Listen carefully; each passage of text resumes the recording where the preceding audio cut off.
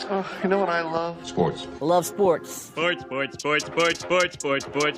it comes to Texas A&M, Where are you getting this information? Let me tell you.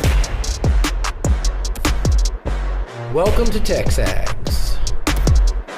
TexAgs Live. I feel like I should be listening to the theme song from the Jeffersons. You know, we're moving on up. We will develop men, we will graduate players, and we will win championships on the field. It's a blessing to be in this position, and we're just thankful to be here. We're thankful to have the opportunity to go out there and play in front of the 12 men. He is a guy that has gotten better and better and better. He's just got that dog in him. It's been special. The 12th man this past week was unbelievable. And this is a real program. It's not fake. This is a real place. And if you want to be really good at football, this is a really good place to be. You know, if I'm betting on anybody, it's the Aggies.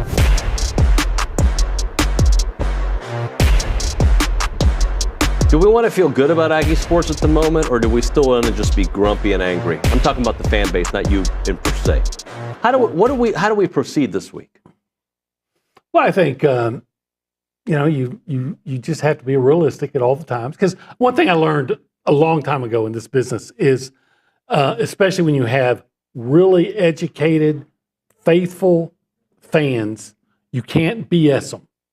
You know, don't lie to them. Don't lie. Don't even try to spin, because then they know it. Now, some people you can tell them the truth and they think they disagree, and therefore. But I think you just got to be honest with yourself. I always say, tell the truth as you see it, whatever the topic is. 100%. And then there will be those who get mad at you. Yes. When you are pessimistic or optimistic. You're going to piss somebody off. Excuse me, more. Yeah, those are the people who are pessimistic. That was pretty well done. Thank you. So do you think folks want to hear favorable predictions right now about Texas A&M? Favorable? Yes. Or do you think they're like, no, I don't want to believe it? No, I think people want to hear what projections are out there. There's never a bad time to talk about sports. I mean, about football, college football, right. A&M in particular. And if somebody, and I think I know where you're going with that, if somebody is doing projections, they want to know where A&M is projected. And then they want to react, as they should be able to, positively or negatively. Well, the gentleman I'm going to bring up, I think you're friends with him or you've talked to him before on his show, but there's a guy that has an algorithm per se, right? He's got a model, okay? And it has... It's not Matthew Dawson with that. It's not Matthew Dawson. This guy is actually so much smarter than Matthew Dawson. It's ridiculous. Jake Wimberly. Yeah, I know Jake. You know, I think he mentioned you. Mississippi State guy. Yeah, he mentioned you on ICC Mike's show, and he was going through his... Did he? Yeah, he just like, yeah, you know, I talked to Olin Buchanan about Marcel Reed, blah, blah, blah, blah, blah. Maybe he did talk to you. Maybe he got you confused with somebody. No, I've been on his show recently. Yeah, okay. So he brought you up. And he's got this, and I have it on my phone because I didn't print it out. He uses these key metrics to kind of spit out what he thinks the record's going to be. Okay. And he uses talent evaluation, looking at the last few years' recruiting classes, coaches ranking based on a 3-year rolling evaluation, quarterback play, wide receiver analysis, offense and defensive efficiency, schedule analysis, and transfer portal adjustments. Okay. So that's how he does it. Have you heard what his model said about your Texas A&M Aggies? I have not. Well, it's a favorable review. I know there's another guy that you have on your show that has his SEC. I can't think of his name right now. Mustache guy. SEC mustache guy. SEC Mike, maybe. Okay, SEC Mike, maybe. And had A&M projected at 10-2. Okay. Yeah. Okay. So I thought that's where you were going. But anyway, what did Jake come out with? Well, Jake has A&M as 10-2. 10-2. 10-2. Huh. And part of that reason, okay, is our quarterback, Marcel Reed. He has Marcel Reed as the 6th best quarterback in the SEC. Question remains if he'll be the QB who dominated at LSU, or is he the one that struggled in some of the other games we saw this year, most notably the Texas game. Okay, that's fair. We've said on this show, if he is a top 6 quarterback, A&M's potentially a 9+ win team, right? Yes. He says potential. Historically, the defenses have been very tough under Mike Elko. Last year, there were some issues, no doubt, but historically, Talent's never been a problem on paper defensively. Okay? Okay. Key games. Okay? Mhm. Major road test in week 3. We're familiar with that, right? Mhm. Notre Dame. We do get to host Auburn and Florida. Must travel to LSU, host South Carolina, and of course the season finale against Texas. So his factors are going to be Marcel's development, offensive improvement compared to the previous season. Overall, it considers A&M a true contender whose success will largely depend on the performance from the quarterback and a loaded quarterback uncertainty in the conference. There is a lot of uncertainty in quarterback.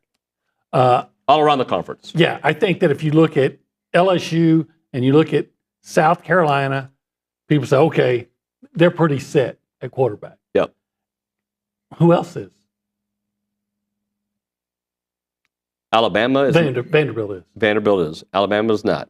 Texas is set at quarterback, but we have questions. That we don't have questions about. Yes, Arch Manning is going to be the quarterback at Texas, and there's a lot of expectations for him, and he looked good in spots last year. But maybe somebody can look this up, in the games in which he actually started when Quinn Ewers was hurt, I think that if my memory serves, just say he was underwhelming. Not saying he was bad. I'm just saying he was very mediocre. I believe. Yeah. I believe, if my memory serves, in those couple of games. We'll have Matthew Dawson look up those games for us, and we'll check with him here in a second. But I think, okay, a lot of people have Lenore Sellers as the best quarterback in the conference. I would, but I don't. Even DJ Lagway, here's a guy we haven't seen a lot of. The most accomplished in the conference is Pavia and Sellers, right? Accomplished. And the guy at LSU. Yeah. Nussmeier. But new quarterback at Georgia, who Gunnar Stockton, yeah. Played some but struggled. Ty Simpson at Bama. New quarterback at Tennessee. Correct. Alabama. Auburn is bringing in a guy that struggled at Oklahoma, and Oklahoma's bringing in a guy that Washington State, so you're assuming he's going to be great. Right. But he may not, who knows? That's just what I'm saying. There's just a lot of uncertainty. Yeah. And of the quarterbacks who played last season, let's say started 5 games or more. Marcel Reed, there's not many on that list, by the way. Right. But Marcel Reed has done it. He's gone through the fire. I just always would say, look at Marcel Reed's numbers, what he did, and we're seeing them right there. And if you had the ability to compare them to DJ Lagway, right, and they played about the same, Lagway is being lifted up as, and I agree, here's a guy, there's Lagway's numbers, see? So here's a guy that everybody said, here's this guy, the next great quarterback, who had better receivers to work with than Marcel did. And their numbers are very similar. They are very similar. I think Matthew Dawson's got those Arch Manning starts. Yeah, 2 starts. Well, against Louisiana Monroe, he was 15 of 29 for 258, 2 touchdowns, 2 interceptions. The better game he started was against Mississippi State, which was not a particularly great opponent either way. 26 of 31 for 325, 2 touchdowns, no interceptions. A great game against Mississippi State. A very, I would say, modest, average game. Both those starts were at home, too, by the way. I think that's important. Look, I think he's going to be really good. No, I'm not saying I know. I think he's going to be really good, but there is a question. I'm sorry. If we haven't seen it, there has to be a question. Always. Again, he came in spots and he came in against A&M. Yeah. Ran in for a touchdown. Sure. But you just got to prove it over the long haul. That's all. But I want to go back to something that we need to get Wimberly on the show this week about the defense, because he is right. Historically, a Mike Elko defense is good. Like, that's just, and last year I would not, I don't even know how because I think we hold a lot of weight on what we saw at the end of the year, right? But the defense, there was a stretch where they were really good, but it was a stretch, OB. It started poorly because I think the first game against Notre Dame was not a great outing, and it ended poorly. It's funny, and Notre Dame scored 20 points. Mm-hmm. What was it, 20? Yeah. 20-10 was the final? I thought so. Yeah. And I thought the defense played well enough against Texas to win. Yes. Well, How many points did Texas get? they didn't score a lot of points. 17. 17-7. Bottom line. 100%, but I felt like they moved the ball at will. They did. On A&M. So, yeah, if you're looking at the net result, which was points, 100%. But they moved the ball on A&M. They did. Anytime they wanted to. And that's where, but I would say there were stretches during the season. The defense was really good. Until November. Yeah. And in the Notre Dame game that I brought up, they only gave up 20 points, 10 of those in the fourth quarter. They just did not get to Riley Leonard the way my false expectations. I expected that defense to live in the backfield. They didn't do that. Yeah, but in that particular game, Riley Leonard was 1, 2, 3, get the ball out probably 90% of the time. Nobody's going to get to the quarterback if they're getting rid of the ball that fast. Now there were times, a few, that he did take a deeper, drop, but typically they were just getting the ball out as fast as they could. 100% true. Yeah, but I do think there were signs in that game that we saw all year long. Because when a team is successful doing something on you, other teams will borrow that philosophy. And I remember weeks of us talking about, this team's getting rid of the ball quick. They have to, but they were effective. Yeah, except that A&M won the next, 7 games? Yeah, they won the next 7 games, yes. Yep. But I'd be curious if Matthew can look up the amount of sacks that they had in weeks 2, 3, 4, 5, 6. Just to kind of, because there was a stretch where they started getting to the quarterback, but it just was not a prolonged stretch. Right. They did really well against, I want to say Missouri. Maybe I'm not. Missouri, but I know they did great against Arkansas, and they did obviously well against I feel like they did LSU. not get to the Bowling Green quarterback a lot. I'm trying to remember. Yeah, I think, that whole second half was just bizarre. And they had a couple of second halves like that. Yeah. They did. Yeah. They did. But they got to Florida pretty well. In fact, I can remember Lagway getting sacked. I want to say it was a big loss. Yeah, remember he got kind of tripped up. Well, it might have been Ryland Kennedy, or it might have been Cassius Howell, but he got tripped up and fell. And they were a pretty good defense until November. And then something happened. Yeah. I think what happened was opponents started figuring out, we heard Mike Elko go on and on after the USC game about how they couldn't play zone defense and that was a problem. And I think, good coaches all over the SEC, and eventually they start figuring out, hey, this is how you attack them. Yeah. By the way, this is TexAgs Live. We're presented by David Gardner's Jewelers, Rollo Insurance Studio. It's the Go Hour presented by The Warehouse at CC Creations. Currently, we're hanging out in the Holistic Planning Cool Zone. If you want to be a part of the conversation this morning, there are multiple ways to do that. You can call us up or you can text us. If you call us, we'll pick it up on the Buppy's Catering Hotline. That number is 979-693-1150. OB, this is the Bizarro world. You're familiar with Bizarro, right? Yeah. Everything's backwards. Bizarro Superman. Yeah. Well, things are just a little different today because we got people in old spots, new spots, all over the place. Behind the glass is not Nick Savage. No. It's the guy who has a smile during a funeral. It's Luke Evangelist. Luke, good morning. Good morning, y'all. How are you? How are you, buddy? I'm doing well. Just a usual day at the office here. Usual day at the office? It's 8:13. You're never here at 8:13. All right, get the jokes out now because I've got something to say to you at 10:20. Just get your jokes in now is all I'm going to say. Something to say about me at 10:20 or something about what you're supposed to talk about? No. So, you know what? I'm just going to get into what I want to get into. We got our jokes in now. You're here, Luke. No comment. Yeah, nice comeback, Luke. What do you have for us this morning? Yeah. All right, come on, Luke. I will say something off air to you, but my family watches this show. Their family's watching the show. I know Mark. Mark, he's a great guy. Yeah. I'm sure he's so proud of you, Luke. As far as you know. Oh, okay. All right, OB. I want the record to reflect. I think Luke is doing a great job, but sometimes he's not here at 8:13. Sometimes he's here at 7:13, though. That's the beauty of it. You know what? When I'm called upon to be here, I will be here. You just tell me a time, and I will be there. So, and you worked all weekend. I did. I was. If I look tan, by the way, thank you again for pointing that out. That I've been getting some sun. It is because I was out at tennis and out at softball. Doing my duty throughout the week to cover various sporting events here at Texas A&M. So maybe if I'm here at 9:30 some days, maybe 9. I think that's okay, but I will work on getting here earlier. And Luke, if you tell me to joke. be here, I'll be here. You're taking it so seriously. Let's move on. What do you have for us this morning? Hey, so A&M baseball plays today, and a lot of noise has been made about postseason, this and that, but the way I see it is the postseason has already started. And for your sharp people out there like a Matthew Dawson, the postseason is the best time to make some money. And if you've been looking at the odds to win the SEC baseball tournament, Texas A&M is tied for the 10th best odds at plus 3,100. So Matthew Dawson, I ask you, are we laying that line, yes or no?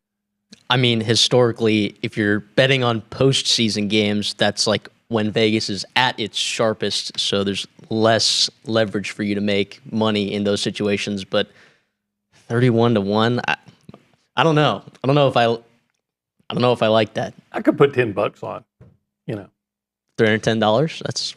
If they win the whole thing, that's tough to do. That's a lot of games. How many? I know. And I'm curious about this, by the way. I've watched sports for quite a while, longer than you've been alive. So, yeah, I know it's a lot of games. Matthew, you're dressed very nice today. You got the hair poofed up. He's got his Bears You got your Bears shirt. thing on, and you look good today. It's the first time since I started watching Chicago Bears football that we really have an Aggie on the Bears, that they drafted an Aggie. This is correct. Shamar Turner. I mean, he's going to be my guy moving forward. I don't know when I'm going to get a jersey, but he's going to be your guy moving forward. He wasn't your guy already? Well, look, Your he's NFL gonna hold guy. a special place in my heart because he was both an Aggie and a Chicago Bear. I right? And wonder that what puts Aggies have ever played for the Bears. Did Jerry Fontenot play for the Bears? I don't know. I think he might have. And a guard, Jerry Fontenot. He might the have been first time you've with the not- Bears about 10 or 15 years. No, Obi's got me stumped there. This is the first time he's ever been stumped. Remember that show, Stump the Schwab? He's kind of stumpy. Stump the Doss. Wow. All right. Okay, I'm going to move on. Okay, Hey, you're why asking are we about throwing sack shots? numbers, through 2 through 6 weeks, through 2 through 6. Yep. Is that what you're asking about? A&M had no sacks against McNeese, 2 against Florida, 2 against Bowling Green, 3 against Arkansas, 6 against Missouri, 3 against Mississippi State, and that's going to be a cool 14. Okay, 16. so and the McNeese game was 0? McNeese game was 0. But 16 sacks through 6 games. I think it's kind of ridiculous to be doubting Mike Elko's, defensive capabilities. I mean, before he became head coach at Duke, if you look back at his track record, that decade previous, you'll be for copying what I'm doing, he had 10 straight seasons of top 50 defenses in total yards, including 2 top 10 seasons at Bowling Green with Dave Clawson. That is insane. He was at Bowling Green, Wake Forest, right? And he was having top 50, top 10 defenses with those particular schools. I think that's pretty impressive itself. And it didn't stop when he went to Notre Dame and then Texas A&M. And then Duke won however many games in just those first two seasons he was there. Led by the defense. I mean. And he sounded pretty motivated to get it fixed. Yes. And that's one of the reasons why I'm reasonably optimistic for A&M this year. Because, I've already told you, I expect them to score 30 to 35 points a game, average. Defensively, if Mike is more hands-on, then I expect good results. Yep, no doubt. Hey, Matthew Dawson at the Angry Elephant News and Social Center. You usually don't hang out there, so thank you very much for making your return to that position. What other little nugget do you want to give us? Well, you guys were talking about quarterbacks, and let me ask you this. Do you think that there is a quarterback problem, at least in the last 3 seasons, in the SEC? Because you look at 2022, let me give you some quarterbacks in 2022 in the SEC. Stetson Bennett won a national championship. Bryce Young won a Heisman. Hendon Hooker, Jackson Dart, Jaden Daniels, Anthony Richardson. All those guys end up being, either first-round draft picks or really successful all-SEC guys. Well, I mean, there's always going to be an all-SEC player. But they were, really, really good. I mean, Will Rogers and KJ Jefferson, the 2022 version of those guys, were also slinging the pill. Yeah, I mean, that's last true. year's quarterbacks, Carson Beck, we can all agree, kind of regressed. I mean, Brady Cook kind of regressed. I mean, week 1, you had Brock Vandegrift starting, Blake Shapen, Peyton Thorne, Jackson Arnold. Connor Wigman ended up getting benched. You did not have a lot of guys meeting expectations in the SEC this year. And I think out of conference, maybe people were picking on SEC's out of conference record and their bowl game record. I don't know. Do you think the How SEC much has of a that quarterback is problem? Because you mentioned 22, right? Mm-hmm. And that was kind of the beginning, the first year and change of the portal. How much of that is maybe the portal's influence around the league? Jaden Daniels, product of the portal that worked, by the way. True. Quinn Ewers, product of the portal, I guess, kind of, right? Like, I mean, he spent a cup of tea, a cup of coffee at. But did he meet everyone's expectations? Like, I mean, not last year. Rejected a first round I think pick. his sophomore year, I think, did reach expectations. I think his junior year took a dip. Yeah, I think it's a fascinating thought experiment. You know, I mean, we talk about SEC. Milroe took a step back last year. Yeah, there's no shortage of like positional players that are. I mean, the SEC once again dominated in the NFL draft. Like we know that there's positional talent there, but has there been a quarterback problem the last couple of years? And do you see that changing? Doesn't feel like it's changing this year. Maybe. I see it changing. I think it was a down year. I think Milroe took a step back because of change in coach. Yeah, Ewers took a step back. They played. They were on the 5-yard line playing against the eventual national champions. I think Marcel's going to have a good year. I'll say it. But yeah, you saw some guys leave, like KJ Jefferson. You saw some guys leave. So maybe the guys maybe it was one of that last year was one of those years when the imports didn't match up to whatever exports there were. Yep. All right, let's hit a break. We'll come back with a little bit more. You're listening to TexAgs Live, presented by David Gardner's Jewelers, Rollo Insurance Studio. Ground shuttle time.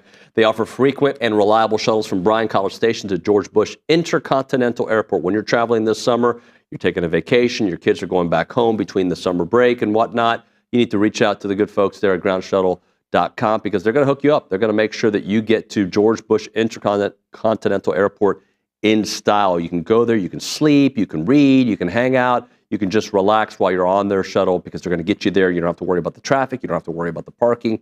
It's very easy. And they have 9 shuttle times every weekday, every hour and a half, and 5 shuttle times on the weekends every 2.5 hours. Excellent for business travelers, commuters, and vacationers.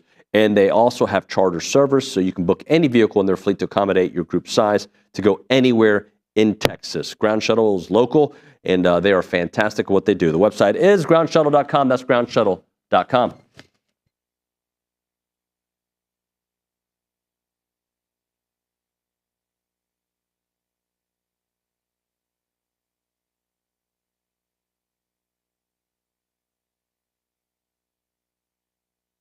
What's up, TexAgs? This commercial break is brought to you by my good friends over at Aggieland Chevrolet, the official automotive sponsor of TexAgs.com and me, Billy Liucci.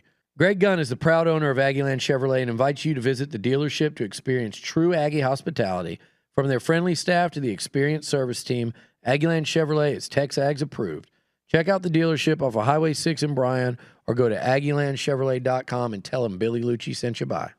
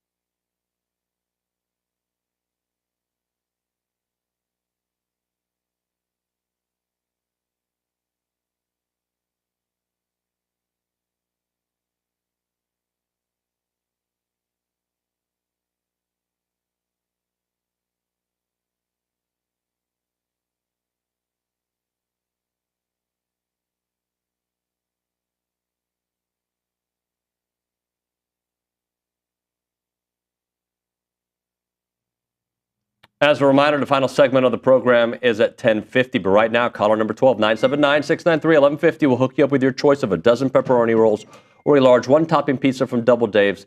They've been serving Aggieland since 1984 with your favorite pizza and, of course, those world-famous pepperoni rolls, reliable in-house delivery, bringing piping hot goodness straight to your door. Just click on doubledaves.com and your favorites are on their way. It is TexAgs Live. We're presented by David Gardner's Jewelers, Rollo Insurance Studio. Go Hour, presented by The Warehouse at CC Creations. He's Olin Buchanan. I'm David Nuño. Hey, how are you? Good. Let's go back to the Angry Elephant News and Social Center because, Matthew Dawson, we got an update on Bears that were Aggies, or Aggies that were Bears. Better way of phrasing it. Oh, well, Baby Billy in the chat was saying, reminded me that Martellus Bennett was a Bear, and I actually do remember that, but I wasn't an Aggie at that point yet. He got into a fight with Kyle Fuller at practice, and it was a whole big thing, Bears culture, whatever. But Darren Lewis, John Roper, Roper, Thomas Sanders all played for the Bears. But not Don't Jerry remember those Fontenot? guys. Possibly. I mean, I got to look this is up from Jerry Baby Fontenot. Billy in the chat. So Yeah. I got to look up Jerry Fontenot. There's a text thread going crazy on OB's phone. People are mad at you. I'm sorry. What don't it mind. is It's funny. The wife is looking. We need a new washer, Okay. and there's all kinds of Memorial Day deals going on. Jump on that right now. So, Jerry Fontenot played for the Bears. Okay, so you were right. there you go. Good poll. Huh? I said good poll. Yeah, he was an outstanding player here. He's back in like the 70s, and I think he even became a coach for the Bears. I mean, he was a big time player. Hey, have people moved on from baseball yet? They're still playing today. And I hope they're playing for a while. But do you think there's diehard baseball fans that are I'm just curious how much of our audience thinks the Ags can make a run and make it interesting? I'm just guessing that your average A&M fan does not think that they're going to make a run and make it interesting. And when I say what they're going to do is they're like that guy that, you need to stop drinking. They say, I know I need to stop. I need one But you know more. what? After today. And then it'll be, if they win after tomorrow, because you're going to stick with them, and you should stick with them. gotta They're stick still with them. your team. Weston Moss getting the start tonight. Interesting. Yeah. Interesting. And I think part of it is to give Prager an extra day. Okay. Yeah. And maybe this is a game they feel that they can win without, their rotation. Well, obviously, because you got to win. I heard somebody. And by the way, Lampkin did them such a solid. Man. Just saving some of those arms. So, But what are you saving for? What I'm saying is, Weston Moss has to be their best option right tonight, now. right? Because you can't save anybody for anything. Because you have to win. You have to win. Who are they playing? Auburn. Mississippi State, Mississippi right? State. Mississippi State. Yep. Okay, Auburn might be next if they get. Correct. So, the good news for A&M is if you can win a couple of games, you will get a win over a big name team, Auburn, right? And quite frankly, it may be a lost cause, but if it's not a lost cause, you need as many good wins. What you don't need is to get some wins over nobodies. I'm a believer they have to win the SEC tournament to get in. That's how I feel. And by the way, this is just a gut feeling, not like I've looked at them. I've heard what Billy has to say. I've heard what Kendall's had to say. I've heard what Bronny. I just think based on the way the season ended, although, was it Bronny yesterday who said, if you look at their, I think it was Bronny. You look at their marquee wins compared to the other bubble teams, they're going to be at the top of the table. If they become a bubble team. Right now, they're not a bubble team. Right. They would have to go, I think, at the very minimum, the SEC final, the championship game. They'd have to get there. And I still think they have to win that. It's going to be very similar to, different story, but A&M trying to get into the tournament in basketball-wise in 22, where they got to the championship game and lost to Tennessee. I thought they had done enough. Yeah. So right? This team is going to have to do it. The difference is they carry more cachet in baseball than they do football. And so getting to the championship game might get you in. But basketball was playing their best at that time. In baseball, I don't think we can say that. No, I'm just saying that's true. I'm just saying that if you're talking about getting to the final, why it may be enough getting to the final, because you'll get some good wins, is that they carry more baseball, Texas A&M, and even the SEC at this time, as opposed to basketball last year, Right. Carried more cachet in baseball than basketball. Sure. So maybe, but I'm kind of with you. You gotta win it. All right, Obi, when we come back, I want to go through teams that could make a coaching change if, not just because they're on the hot seat, but if they don't make the playoffs, what programs do you think could put their coach on the hot seat? Doesn't mean they're going to fire him. What sport? College football. Okay. Yeah, we'll do that on the other side, okay? In fact, if I could, I'd take you to go eat at 1775 to have this discussion. That'd be a great place to discuss it. Yeah, who could we fire? Let's fire people. Yeah. But do it with a smile. Need to fire up that smoker. Yeah. Over at 1770. Of course, they won't be doing it until Thursday, but they may be getting ready for Thursday. Right. But get all that brisket ready and that sausage, that turkey. In fact, the young man wants to go there and have to sample the turkey. You got to sample it all. Yeah. Yeah, the pork ribs. You were telling me he wants some protein. That's the place to go. Yeah. And that's a pro team over there when it comes to a protein of protein. Yes, they're the pro team. Bradley and Brandon, they're the pro team of protein. They're so good. Yeah. You got to check out 1775. That's where we go for our barbecue. It's fantastic. And oh, by the way, there's always leftovers. Pretty much. Yeah, if you get that sampler. You're going to have a leftover. Even not, because I saw some of the sandwiches that I haven't ordered yet, and they're north. It is 1775. They're open Thursday through Saturday, 11 a.m. until they're sold out. Call them up, 979-492-6241, or visit them at 1775txbbq.com.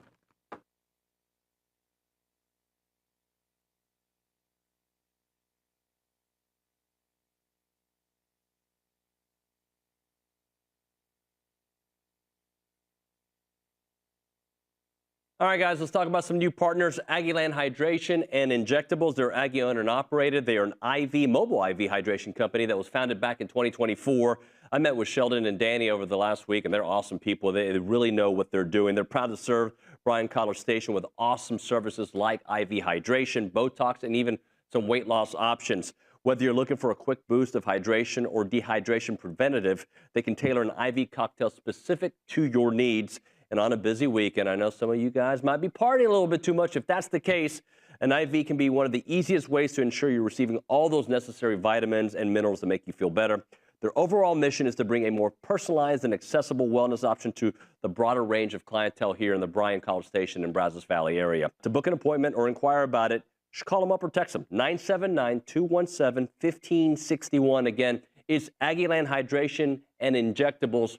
Check them out. It's our friends at Aggieland Hydration and Injectables.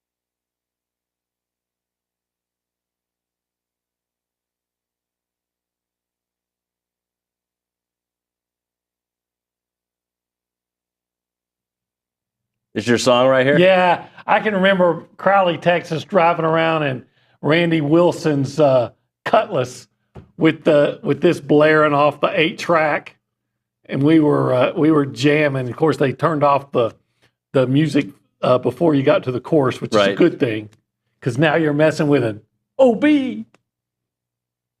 SOB is actually what they say. Yeah, that brings back memories.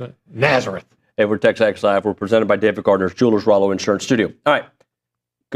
Presented by the Warehouse at CC Creations. I want to do a list of coaches. Let's have a discussion. I wrote a couple names down, and I got some other thoughts of college football coaches that have to make the playoffs this year, I think, to avoid being on the hot seat. Does not mean they'll be fired. Okay.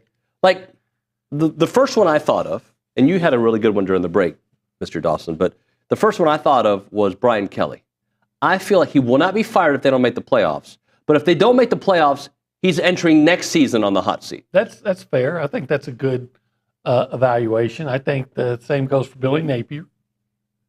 Because at some point... You think they got to make the playoffs this year? Well, I mean, remember they fired a guy, Mullen, I think a year after they went 10-2. Yeah. You know, they have great expectations there. And I think it only takes you so long before you start running out of patience.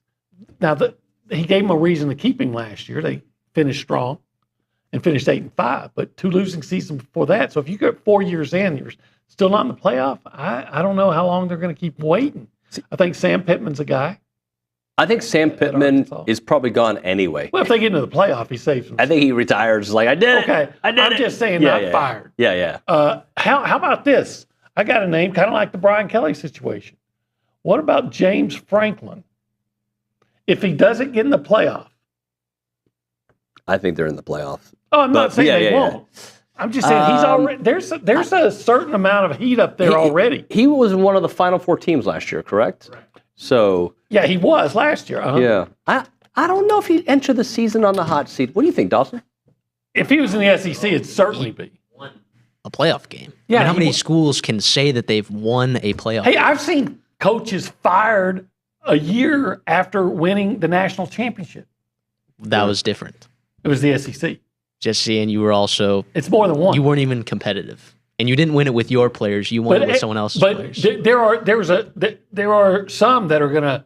I guarantee you have, if not a preseason number one, they're gonna have Penn State in the top 5. Oh yeah, for sure. Easy. And so if you don't even get into the playoff, at some point they're gonna say, well, what are we doing here? Here's one that won't be on the list if they don't make the playoffs. Lane Kiffin. I think Lane Kiffin is safe.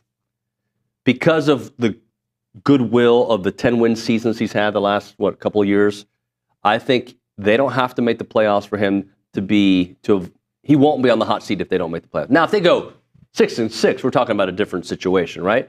But if they are a 9-3, even 8-4, I think he's fine. Now you're saying not fired, but on the hot seat. Well, I can tell you right now who's and Dawson might start shaking his head again.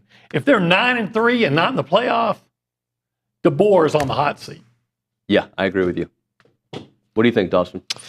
I don't know if I agree with that necessarily, but again, it's different expectations. So Alabama, you don't know.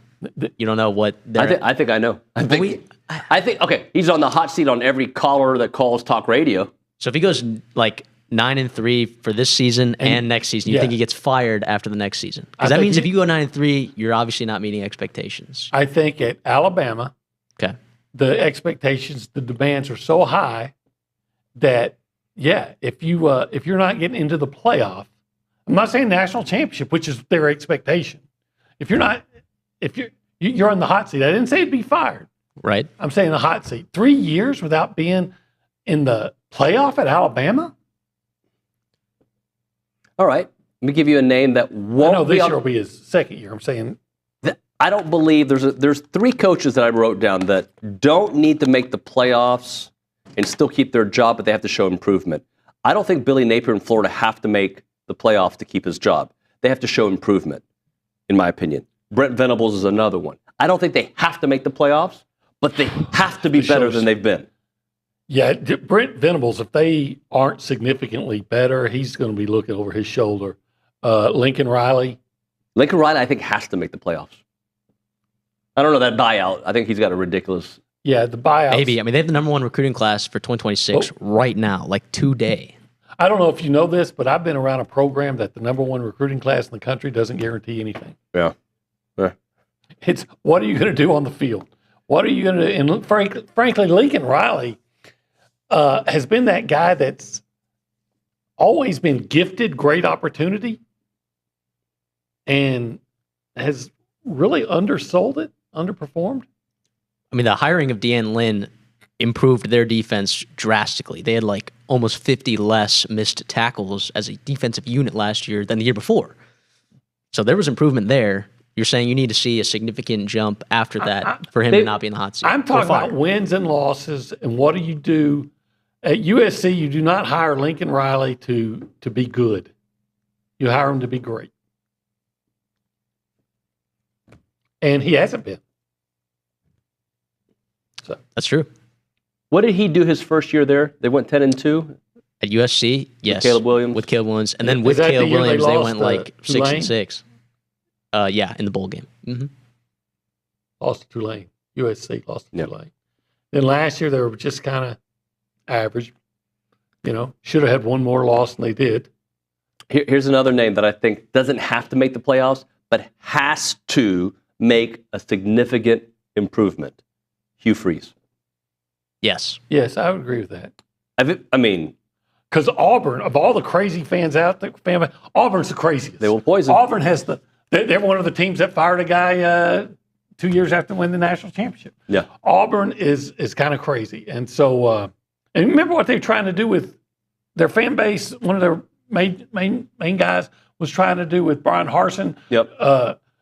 Made up some story about infidelity or something like that, trying to come up with a cause. Auburn has no patience, no sanity. And I do think coaches entering their second year, Mike Elko's one of these, right? There's more grace given, right? I think unless you have a terrible year, there is grace given to coaches in their second year, except for the Michigan situation that you brought up during the break. I thought they always get the grace in the first year, and by the second year, you're expected to start. So if Sharon or Mike or who else is going to be a second year head coach this year with their program? Just use those two. If they take a step back, okay? So Michigan last year finished very high, but they started so poorly. If Michigan takes a step back, Sharon enters the season on the hot seat. If A&M goes 7-5 this year, does Coach Elko go on the hot seat for the 26th season? I don't know if he does. In today's college football, I don't know. I don't know if the hot seat means the same that it was 5 years ago. Yeah, I think you could. When you got an athletic director says we are absolutely not going to be paying coaches not to coach. I know he hadn't said it like that, but that's kind of the message. Because we got to have the money for play. And how much does your situation buy you time? I'm not necessarily talking about A&M. I'm talking about all situations, right? Like, does what you inherit change the conversation on grace? I don't know. Look, there's a certain amount of grace you get, unless you're that Mississippi State coach who didn't. He was terrible. Deserve it. But in today's deal, look, I've got the transfer portal where coaches 10 years ago, 5 years, didn't have it. 10 years ago didn't have it. And so when you hired a new coach, you understood, or you should have understood, it's going to take 3, 4, 5 years to get. I would say he deserves at least 4 years to get his recruiting guys. You don't have that anymore. You don't have that anymore. So I think. But do you have probably 3 years? In most cases. Yeah. I would think at A&M you would. Yeah, I think. But I think at some places there's the expectations and demands are so high. If you look like maybe Michigan, if Michigan has a bad year, I'm not saying they will. They got the $4 million quarterback or whatever it is. If they have a bad year, is Michigan going to stick with their coach? What if Texas doesn't make it? I think Sark has got good grades for a couple years, no matter what. Agree? Well, you said didn't make it. just make the play. If they go 9-3 2 straight years, I think Sark is still fine. Yeah, probably. So what second year coaches do you think have more grace than others? What about Jeff Levy, Mississippi State? He's got some grace. Jonathan Smith, Michigan State. I think he deserves a little bit more grace. Yes, I don't know that Michigan State, even though they've been good here and there, I don't know that they have the same demands as a program like Michigan does. Let's do the rest of that on the other side. We got to hit a break here. Let's talk about some new partners, Aggieland Hydration and Injectables. They are at the Troubadour Festival this weekend. Hopefully you stopped by their booth and got hooked up there. They're Aggie owned and operated. They're a mobile IV hydration company founded back in 2024. Sheldon and Danny are awesome. They're running the show. They came by TexAgs recently. They're proud to serve this area with great services like IV hydration, Botox, and weight loss options. If you're looking for a quick boost of hydration or dehydration preventative, they can tailor an IV cocktail for your specific needs. If it's a busy weekend, an IV can be the easiest way to ensure that you receive all your necessary vitamins and minerals. Their overall mission is to bring a personalized, accessible wellness option to a broader range of clientele right here in the Brazos Valley. To book an appointment or just inquire about their services, you can call or text them up. 979-217-1561. That's 979-217-1561. It's Aggieland Hydration and Injectables.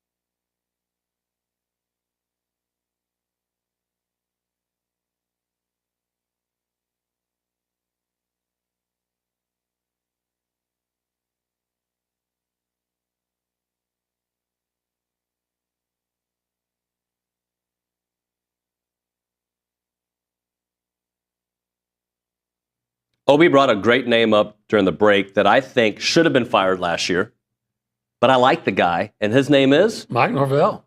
Yeah, they have to make the playoffs, right? Like, can you keep a guy that went 2-10 and they go 8-4 this year? Can you do that? They have to be competitive in the ACC. They have to be competing by like week 12. They have to be in the mix for an ACC championship appearance. All I know at is least. Now I thought they were lying, but when Jimbo Fisher left, they were saying, well, we were going to fire him anyway because he went 5-7 or 6-6 or whatever it was in his last year at Florida State. Well, Norvell just went 2-10. Now, yes, should they have played for a chance in the playoff and have a chance? Yeah, they probably should have. They went undefeated. But I think weren't the first year or two under him very. They were. They almost fired him. Yeah, right. They had the year. They had 2 back-to-back pretty good years. They had one that they should have made the playoffs, and one. Did they win 10 that year before? No, they were like 7-6 or maybe like 9-4 because they beat Oklahoma in that bowl game. Yeah. Right, with Jordan Travis at quarterback. They definitely had. It was a great year and a really good year in between. Maybe it was 10 wins. Maybe there were some bad seasons in sandwich, right? And 2-10 is as bad as you get. How many SEC coaches survive a 2-10? At Florida State, he went 3-6 his first year in 2020, 5-7. Then they went 10-3, 13-1, and now back down to 10-2. 2-10. Oh, I'm sorry, 2-10. And so I'm just saying, if you have another bad year. Does any SEC coach survive a 2-10 season? I know that Mississippi State's a different story. Of a team that knocked on the playoff door. If Kalen DeBoer goes 2-10 this year. Oh, he's gone. He's gone. 2-10 gets you fired at Alabama. Hugh Freeze, 2-10. That probably gets you fired. Who else? They're all. Eli Drink. That's an interesting No, one. because at Missouri. He keeps his job. Yeah, he's done enough at Missouri. Does Sark get fired at 2-10? The same. That's another interesting one. Probably not. 2-10 at Texas, it might get you fired. 2-10 at A&M, gets you fired. Yeah, and I wanted to get you fired if you're 2-10 at A&M. Yep. Opie, thank you, buddy. Yeah. All right, when we come back on TexAgs Live, Josh Pate, chit-chat with our guy next here on the show.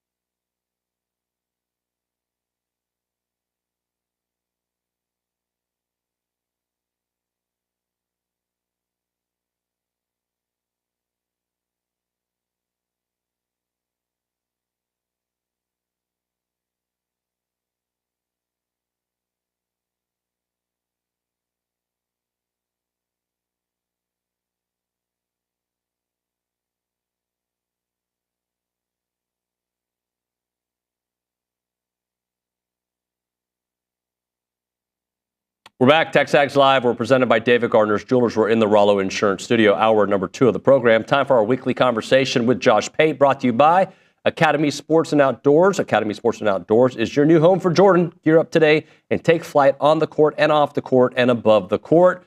With that, we go to the Buppies Catering Hotline. We're joined by our buddy, Josh Pate. Josh, good morning, bud. Good morning. Let me salute with this hand. Good morning, sir. How are we? I'm well, sir. How are you? I'm good. Allergies on a scale of 1 to 10, about a 4.5 this morning. Could be worse, though. I've dealt with worse. I've survived worse. Well, when you come to Texas this time of year, your allergies, actually it's all year, right, Matthew? Wouldn't you say? It's pretty much always bad. Hey, we had a discussion in the last hour that I think I'll throw to you just to get your thoughts on it. What coach do you think will be on the hot seat next year if they don't make the playoffs? So not just be on the hot seat, but they got to make the playoffs to avoid being discussed in 26. And I'm just going to give you one to start it off, just to kind of get your brain going. I think Brian Kelly has to make the playoffs, or his name goes on that list. Very easily, Brian Kelly. I think that's I'm trying to think. Hold on. I would say, off the top of my head, that's the overwhelming favorite, quote unquote. Now, I'll tell you, there would be a really weird dynamic around James Franklin if he didn't make it. But I don't know that would be hot seat talk. It would be, hey, we've built and built and built, and we had already been at a playoff caliber, and now we have our best team, and we don't even make it. I don't know that. I don't know. That would just be weird. I think you get what I mean when I say that. That would be sort of a weird. It was like the Ryan Day thing last year when the rest of the outside world looked and said, "Are you people high? You're saying if he loses to Michigan, that alone would be enough to fire him?" And they were like, "Yeah, you don't get it though. Stay in your own lane. You don't get it." I think Penn State people would sound like that, but in the SEC, yeah, it would be Brian Kelly. I think on a somewhat different level, Napier and Venables have to show significant improvement. Exactly that. But because of their schedule, they don't have to make the playoff. Hugh Freeze is also that. Freeze, because of the cover that OU and Florida are giving Auburn, is kind of flying under the radar of the, I guess, external criticism a little bit. Now, the fan base is criticizing him, but I think everyone there is willing to have the collective opinion of, let's just see what 2025 brings. Well, that's contingent on 2025 being like an 8+ win season. I think that Lane Kiffin can do no wrong. Like, if he doesn't make the playoffs this year, he's got enough cachet. He's fine. Like, I mean, they can't go 5-7 without those conversations starting, obviously. But if they go 9-3, 8-4, I think Lane Kiffin has done so good there at Ole Miss that he'd be fine for a little bit. Yeah. This is going to sound stupid, but this is how college football works. He is safer this year because they didn't make the playoff last year. Had they made the playoff and, done whatever, won a game or so, that would create a new level of expectation there that if he didn't live up to this year would have people saying, have we peaked under Kiffin? Maybe we've seen the best we're ever going to see, blah, blah, blah. Well, they didn't make it last year. So now they come in this year, workable schedule again. Austin Simmons, who knows, maybe he's a star at the quarterback position. And if they're, knocking on the door of the playoff again, which I think there's reason to believe they will be, they'll be a competitor at least in that conversation. It's just more of the same with Kiffin, and more of the same is a good thing in this case. But also, David, he has been very, cerebral, shrewd, strategic about making sure his name has been in coaching search conversations. So Ole Miss has had to fight multiple times perceptionally to keep him. So you don't fight to keep a guy and fend off the potential poachers and make sure he's ours just to bail on him after an 8-win season pops up. So I agree with you. I think he's very entrenched there. Here's a domino for you. Mike Norvell has to compete in the ACC after going 2-10. I don't know many coaches that survived 2-10, by the way. We did that discussion.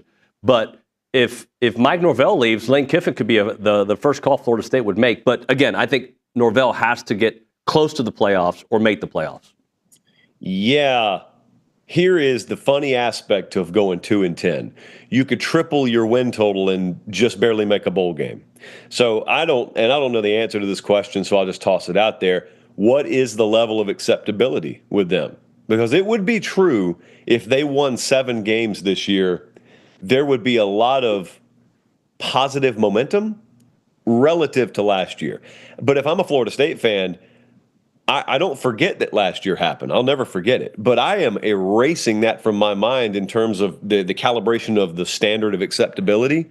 That you're not going to go 2-10 and then have me readjust and say, all right, I guess in the future I should be okay with 7.5 to 8 wins on average.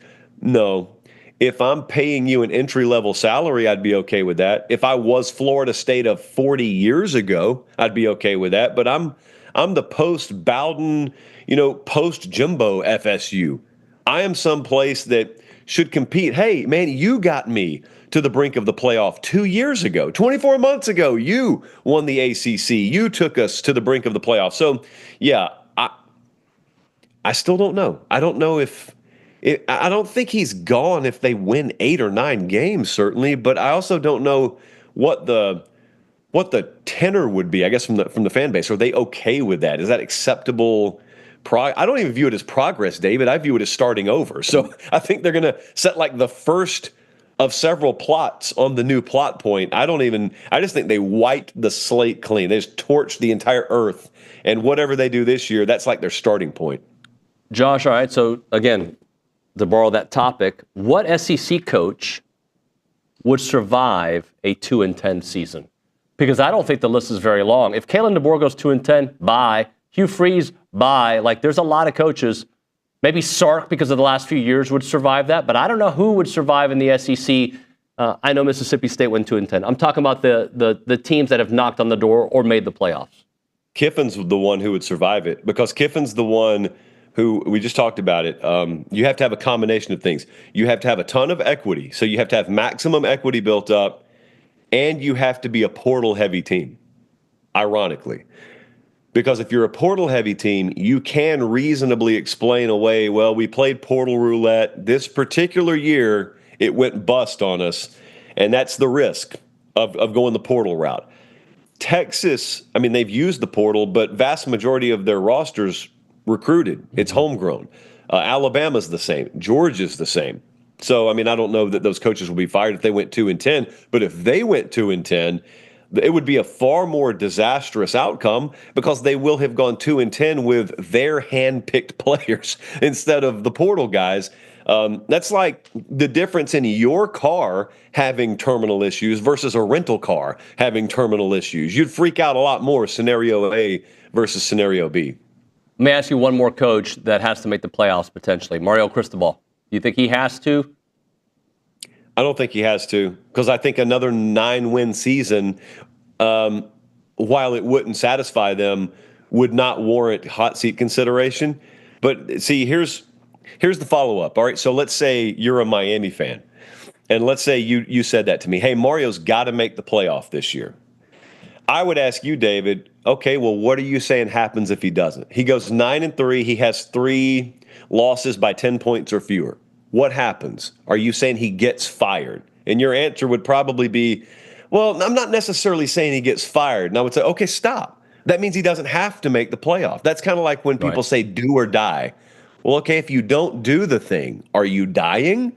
Because if you're not, it's not do or die. And figuratively, in this case, I don't think it's do or die in terms of a playoff for Mario. But at the same time, I think from an expectation standpoint, if they're not there, then all bets are off in terms of like avoiding the criticism. Because you'll notice even after last year, I was down there last week. I had him on the show. He said, he didn't say these words exactly, but the general sentiment was we kind of wasted last year's team because we had a generational offense and we couldn't stop anything defensively. And he said it hurt. It hurt because that was made for TV offense, and we lost our way. Those were his exact words defensively. So if they went and made all their defensive hires and they feel like they've got it right, and Carson Beck started throwing, he's going to be full go by fall camp. If you've got all that again, then you should be a playoff caliber team. But I don't want to get in the weeds of scheduling here, but just FYI to everyone, last year's schedule was the one to do business against. This year's is much tougher. They start with Notre Dame out of conference, by the way. But do you know, David, the ACC schedule makers are drunk every year when they make their schedule. Miami's schedule is, I think they've got a bye in like week 4, something like that. They play FSU, then they have another bye. So they have both of their byes in the span of 3 weeks. They close the season. This is Miami. It's important to keep an eye on geographics here. Miami plays 7 games in a row to end the season. Their last 2 games are consecutive road games in Pittsburgh, Pennsylvania, and Blacksburg, Virginia in late November. And then if they make the conference title game, that's in Charlotte. That will have been 3 road games in 3 weeks as the 7th, 8th, and 9th consecutive games they play to end the season. So if they do it this year, they've accomplished something. Josh, another discussion from the show that I just think because it came up, I'll bring it up to you. Does the SEC have a quarterback problem right now? If you look at last year and what the quarterbacks did, and this year with so many newbies, right, guys that are getting new opportunities, compared to what we remember 22, 23 with Jaden Daniels, like, does the SEC currently have a quarterback problem? If that's true, then I would say college football has one, because I don't see certainty at the position almost anywhere. Yeah. I don't know what Oregon has. I think I do. I don't know what Ohio State has. I think I do. Arch Manning may be a star this year. Don't know. I will say, like, if you were to look at Bama and Georgia, which have been the 2 most dominant programs over the past decade in the league, I don't think even at their best they have star caliber talent at the position right now. Now, Bama does in Keelan Russell for the future. Georgia's got like Puglisi there, and they've just gotten a 5-star quarterback. So the future you could sell me on, but that's unproven. But just as much as we're talking about that, David, we saw flashes of stardom from Lenore Sellers last year or from DJ Lagway last year. So we could have a season where the 2 best quarterbacks in the league or in the country are in the league. We could have that, or we could have a situation where the SEC's just got a lot of really good teams, but come late November, you and I are talking and we're saying it's the same as last year. There's some good B-plus material in this league. None of them are going to be good enough to beat an Ohio State, fill in the blank, whatever's waiting for you in the playoffs. So I don't know if it's a problem as much as it's maybe an anomaly. It's just a thing. I don't know that it's a problem. I'm not ready to give it the problem stamp yet. You did a segment on approval rating for several top coaches in the SEC. What do you think Mike Elko's approval rating is? Yeah, we're doing that one. So because we didn't do Mike the other day, we're doing a 2-parter. So we're doing him the next show we do. You don't have to answer too much then. Just give me a little brief. Fine. I need to workshop this with you anyway. So okay. I do a 1 to 90. I don't go plus 90. So it's like percentage approval rating amongst just the fan base, not nationally. I'd say Mike's approval rating's above 75%. Wouldn't you? Yeah, I would. I would. But you know what? It's interesting, Josh. What has happened with A&M sports in general over the last 12 months? I think everybody is just a little grumpier. So maybe this week that approval rating might be a little bit lower than would have been in February, right? With softball, the number 1 team in the land, losing. Baseball may not make the postseason. So and I know they shouldn't affect Coach Elko, but fans allow others things to kind of enter their mind. And this week, I think the approval rating for everybody is a little bit lower than what it may be when they line up against Notre Dame in week 3. Now that'd be a clickbaitable statement. If I were to blame A&M softball for Mike Elko's approval rating lowering in May, that'll be a good one. That shows some insight into the inner workings of the fan base. You know what I mean by that, though, right? Like just right now, I think we're a little critical. Yeah, you're not wrong. Which is crazy. If you were to look at a head coach in football's approval rating and you saw a fluctuation in May, you would wonder there had to be like off the field issues, right? No, it's off the field. It's actually out of his program off the field. But with Elko, I said the same. So I did Sark the other night. I gave him only 85%, whereas the max is 90%. And someone said, why wouldn't Sark be maxed out if Kirby's maxed out? And I said, good question. There is this very, very small but vocal portion of any fan base that if you have all the resources in the world and you've been there more than 3 years, if you haven't won a national title, to that small but vocal percentage of the fan base, you haven't proven yourself. And that same very, very small minority would say, why would I approve of him losing to Georgia twice last year? Why would I approve of us not having a championship? And I think that person would also say, a little erroneously, he would say, big deal if he's acquired a bunch of talent. Texas always had talent. Now, that's a relative statement. Because, yeah, Texas had okay talent. They didn't have the kind of talent they have now. And with Mike Elko, there would be someone totally unfairly, but there would be someone who would say, boy, our defense faded last year.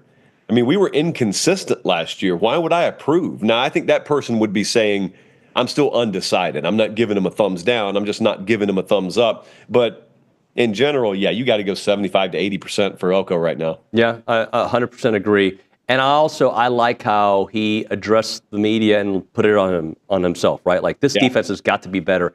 I'm going to make it better. And I think, David, don't you think that's smart, by the way, with Mike Elko or with anyone else? I've always found it fascinating when a head coach has an obvious problem, temporary or long-term, and he doesn't address it himself. Because one of the age-old axioms in that profession is people chase you the most when you run the most. Mm-hmm. So if you'll stand still and take something that's obvious and that's going to be pointed out anyway, beat them to the punch. Just be brutally honest about stuff. He's like that. A few other guys are like Kirby Smart's been like that at Georgia. Yeah. There's never like a football-based criticism. The off-the-field stuff's different. And a lot of times legally you can't even talk about that. So if you want to criticize that, criticize that. But as far as football is concerned, guys like Mike Elko and Kirby Smart, you don't have to wait for a newspaper writer or a blog poster or a YouTube channel host to point a problem out. They've probably already pointed it out. You're probably reacting to what they said. I wish Jimbo would have done that more because there were so many obvious issues, and he kind of, what was it with Bobby Petrino about the play calling at SEC Media Days and all these other things, the offensive line and the play calling. I feel like he never really said, you know what, I've got to fix it. It's on me. Yeah, and there's another vibe to that. When you're a lifer in football, I think Saban did this to an extent too, but Saban won all the time, so he could do no wrong. You convince yourself that what you're doing is more important than it is. I love football. I immerse myself in it. You do as well. Okay, so this stuff couldn't be any bigger to people like us. But really, in the grand scheme of things, you're coaching a game. And your salary is as big as it is because the entire fandom exists. If we didn't, you'd be coaching in an empty house and you wouldn't be paid what you're paid. And at the end of the day, you're not guarding state secrets. You're not in classified Senate intel briefings. That's not what your staff meeting is. So it's not the worst thing in the world to be a little more open. It builds equity. It endears you to people. That's important, by the way. And it also it goes to show everyone else that you kind of understand your place in the world. Mike Leach was the best in the world at that. He was successful, but he took himself right about as serious as he needed to take himself and not a step more. Last thing for you. I saw that Ross Dellinger had the report about the power conferences working on a contract to bind schools to this new enforcement. Then I'm seeing legal experts saying, I don't know if that can hold water. I don't know. What do you think of it? I'm not a legal expert. I went out to lunch with one last week, and I probably said 10 words, David, and 5 of them were ordering my food. I just wanted him to explain this to me like I'm 5, and he did. And really what we arrived at is there is a lot of gray area. There's a lot of legal interpretation, room for legal interpretation. That's college football. That's life. I think with what we read yesterday, that is loaded. If that's true, that is loaded. And I don't even know how to feel about it yet. I encourage people, we don't have enough time. I encourage people, if you don't know what we're talking about, go read that article. But if that is true, and if they're circumventing antitrust laws by saying, oh no, we're going to have rules ourselves and you can opt into them or not. And if you opt into them, then you abide by our rules, not state rules. And if you don't want in, that's fine. But if you're not going to go by these rules, you're not getting in. Like it's the country club approach. It's very bold.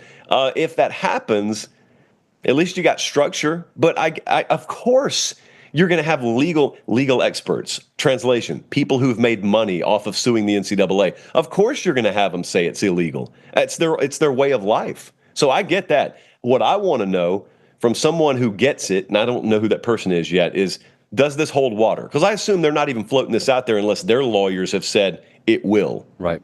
That's good stuff, Josh. Thanks very much, man. We'll talk to you next week. I appreciate it, David. Later, man. Josh Pate. Thanks to our friends at Academy Sports and Outdoors. We'll hit a break, get to some text messages, get to some thoughts, and we'll break it all down here. Right now, a moment for Caldwell Country Chevrolet, Highway 21 in Caldwell online, caldwellcountrychevrolet.com. If you're a business owner and you're ready to take your operation to the next level, reach out to Caldwell Country Chevrolet because they've expanded their selection of commercial vehicles to meet your everyday need. They have the service body trucks. They have the heavy-duty flatbeds. They have the medium-duty trucks. They can handle all those tough jobs. They've got the muscle to handle all of your business demands, and they are a newly designed business elite dealer, which means they're going to take your company moving forward. And they have every commercial vehicle coming with that legendary free oil change for life because they believe in supporting local business. Remember, it's about a 15-minute drive, the edge of Bryan to the beginnings of Caldwell. Short conversation away, but you'll see the difference when you step on the lot and you do business with the great people at Caldwell Country Chevrolet. Highway 21 in Caldwell, online, caldwellcountrychevrolet.com.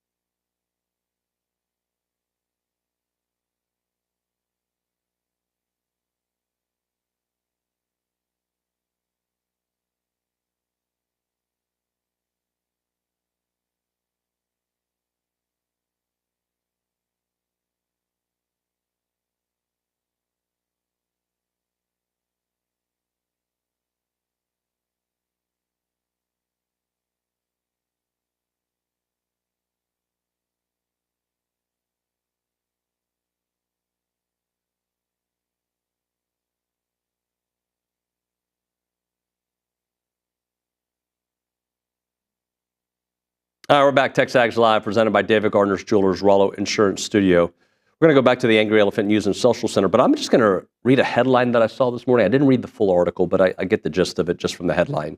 David Pollack calls for rookie salary cap in NIL. I don't even, first off, you can't. Let's just be honest, right? Like, NIL is supposed to really be name, image, and likeness. And in that scenario, there should be no salary cap in name, image, and likeness, Matthew, in my opinion.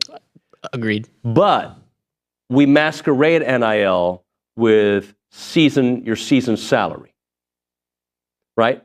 And that, which we don't get in professional sports. In professional sports, there's your salary, and then if you get an HEB commercial or a Subway commercial, that's on top of it. But like the market kind of takes care of itself. For some reason, I hope that's the plane. For some reason, in college sports, because of the way business has been done for 100 years, it's not the same thing. So I don't think you can put a salary cap on what I would love for them to do is 2-year commitments to your schools before you can enter the portal. Like that to me would solve a lot of our issues. But I don't know if you can put a salary cap on incoming freshmen. Well, yeah, it's weird because like the NFL, you have rookie contracts, right? Which I guess would be kind of the equivalent to what he's talking about. You have freshman contracts, and then you have, sophomore, junior, senior contracts. It's weird because in the NFL, you draft the kid. Right. Like they don't have the choice, unless they have significant leverage for some reason. They don't have the choice to go to a different team. Like they're selected by you. You have to bring someone into your building, which inflates the market, regardless. So I think I understand the salary cap part, and I think that would be kind of the way to balance it out, make it similar to like a rookie contract. Would that be legal? I personally don't think so. I'm not a lawyer, so don't ask me. But like, putting a cap on someone's name, image, and likeness just feels like a very slippery slope there. I think by the way, there could be collusion that gets involved here, but I think the only way you do it is you have these conference rules, right? And the Big Ten and the SEC and all the Big Four subscribe to it. Guys, we're only going to accept one transfer portal in the Big Four. Yeah, you can only transfer once in the Big Four. That's our agreement between us, right? And there's collusion in there, but if it's your conference and you sign up to play in that conference under these rules, then those are the rules. I brought up my soccer as an example. I can't just leave clubs for my kids. Now, I can at the end of the year. But I can't just like in the middle of the year, 3 months into it, just unless my club allows me out of my deal to move my kids to a different club. That's how it works. Because we play under the agreement of the ECNL or the ECRL, right? I know there's a lot of terms, but my point is we have agreed to do that, signed to do that. I think if we tried to leave, they couldn't stop us, but they say they can. Yeah, and I wonder how that changes if you end up considering players as like employees, because you'd have contracts like, hey, if you're going to sign here, you have to stay here at least 1 year, which feels tough to think about because, if these kids are students also at the end of the day, like how can you tell a kid not to go to a school that they believe is better for them in their future or has the degree program that they want that maybe this one school doesn't have? So like there's a lot of stuff. And I think, was it Mitt Winters the other day might have said something like there are so many factors outside of college football and college sports that impact like what is going on legislative wise in terms of NIL that you also have to consider and why this is such a complicated issue. Like it is tough. And I'm sorry, call me old fashioned, Matthew. I still want them to be student athletes. I think that's probably what's best for 98% of the students, that end up having to have careers outside of football once it's all said and done. So it's not crazy that you're saying that, David. I heard Mac Brown on my way here today. Okay, Mac Brown, who, like Nick Saban, sometimes when they talk about depends, right? Like sometimes when I hear Mac talk, I'm like, you're just being Mac, right? You're doing the whole Texas thing. But sometimes he says some very smart things. And one of the things he brought up today was we got to fix the transfer portal because he said there was a stat, 65% of people who enter the portal graduate, which means there's a big percentage that are not graduating because they've entered the portal. Because what he said was the schools that they're going to don't accept their credits. Yeah, it's a whole mess. And it's not even just like the number of transfers too. I think that probably should be limited. That's kind of when the floodgates open, when you let kids transfer unlimitedly. I think maybe having a limit on that, with the exception of grad students, but also like the transfer portal windows like are all messed up. Like the academic calendar and the sports calendars don't line up. There are a lot of issues. And like we said, like when you have kids go in the transfer portal, like, and they don't end up at a school, then like I don't know how it works, but I'm assuming that they just resume education where they're at, but they may not be getting credits, for their next institution. So you get kids that are stuck at schools having to take credits that they're not even going to be able to transfer to other institutions. So that's a huge problem. We got to hit a break, but we owe a super chat on TexAgs.com. Let's do that, Matthew. Well, we got Calvin 1 in the TexAgs super chat, TexAgs Premium. He said that the Aggie defense did not improve as the season progressed over the last third of the season. They were atrocious against USC and Auburn. The mark of being good, quote unquote, is sustaining and improving. Yeah. Okay. Yes. The offense got worse, but there was a real reason for the offense. The defense, look, there were reasons too. Don't get me wrong. I mean, they suffered some setbacks as well, but I think those holes were so glaring when you saw them happening in real time. You're like, how are they not able to gather the quarterback? How are they not able to make tackles? That's why I think this offseason rebuild, mental rebuild, and defensive line rebuild should go a long way.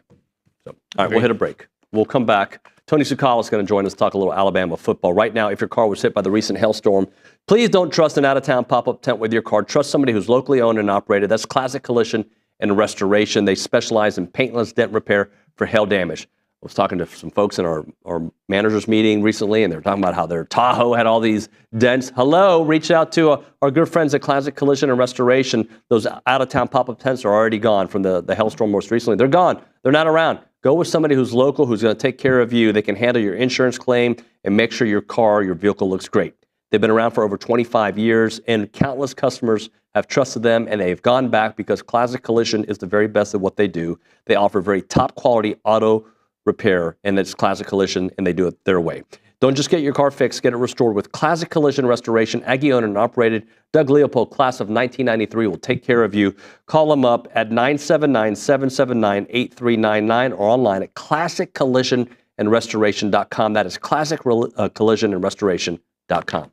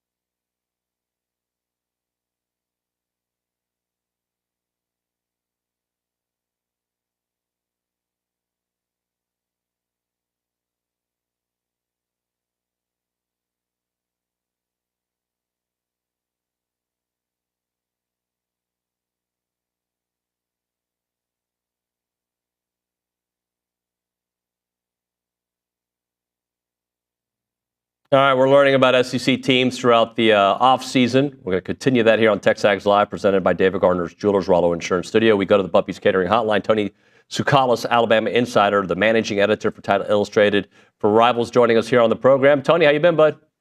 I'm doing pretty well.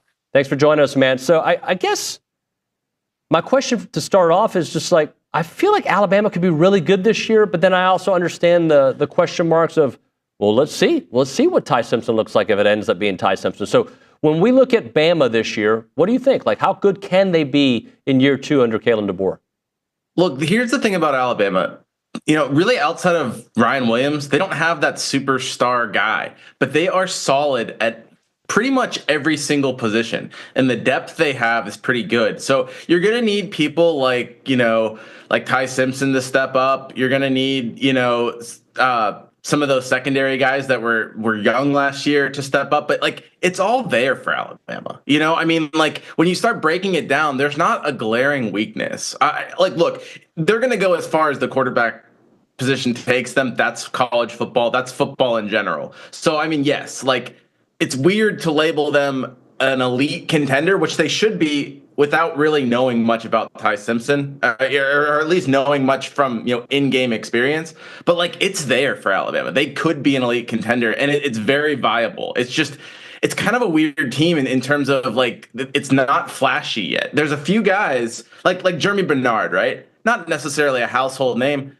I think could end up developing into a first-round pick at wide receiver, but he's not there yet, And so, there's a lot of players on the team like that. And I think that they're solid. Right now, heading into the summer, they're B+ at almost every position.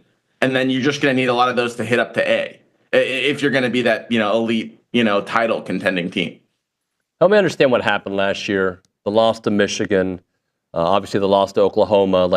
There were, I think Kalen DeBoer was given grace because it was his first year taking over.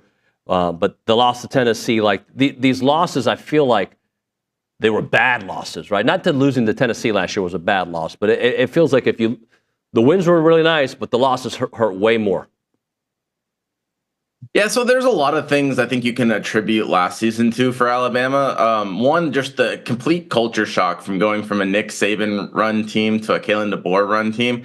And I'm not even saying one of those is correct and one of those is incorrect. It's just two vastly different parenting styles, and that's so hard to kind of adjust to. But on the field, I think one of the problems that I would circle is the over reliance on the quarterback position. Oftentimes Jalen Milroe was the best player on the field, but he didn't really fit Kalen DeBoer's system. Kalen DeBoer is a great offensive mind, so he made it work to a certain extent. But you look at those games that they lost, a lot of it was just bad Jalen games, and they kind of went as far as he took them, but they were locked into that. He was great in the Georgia game; they beat Georgia. He was bad in Tennessee, they lost. He was bad in Oklahoma, they lost. Michigan, same thing. The Vanderbilt game was kind of a fluky game. Alabama just, it seems like there were some bad bounces. They also just couldn't get, it was one of those classic Diego Pavia taking the whole team on his shoulder. I think 9 times out of 10, Alabama wins that game. But the other ones I think are more emblematic of Alabama's season and just over-reliance on Jalen Milroe. I'm not trying to say it's all Jalen's fault, but I don't think that was a good fit at quarterback. And I think he had some serious limitations, and I think the team just didn't grow because of that. They were just kind of locked into that, and it was just kind of a mess. And really, not to say that Kalen DeBoer didn't have control of the team in his first year. Of course he did. And I'm not trying to, but there's only so much you can do as a first-year coach. It's still his team, but you're still getting yourself established in the program. I think there's a lot of challenges there. They were a better team than a 9-4 team for sure, and so they underperformed. They should have been in the playoff. There's no doubt about it. Even with Jalen Milroe's limitations, they should have been in the playoffs. But I think that I think a lot of it's just the newness for all parties involved. Tony, how much of a difference does Ryan Grubb make re-teaming up with Kalen DeBoer? Yeah, I think so. I think it just adds to that comfort level, right? It just, it's gonna seem a lot more, it just gives more familiarity in Kalen and obviously Ryan Grubb's really good and those two have put together some great offenses. I don't think anything's going to be drastically different though. I mean, it's not like Nick Sheridan came in from another program. Like Nick Sheridan was also running Kalen DeBoer's offense, and it's still, I mean, Kalen DeBoer is not a defensive guy; he's an offensive guy. So a lot of this Ryan Grubb offense is Kalen DeBoer's offense. I mean, they came up together. It's not like Ryan Grubb has some revolutionary thing that, Alabama is going to do now that they didn't do.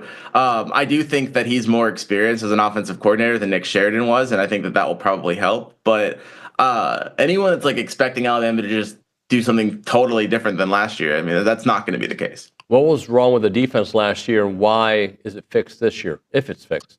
Yeah, so I think with the defense, the defense was actually pretty solid last year for most of it. I mean, you look at the games Alabama lost, it's mostly on the offense. The Vanderbilt game excluded because that was a weird game. But let's take that Vanderbilt game, right?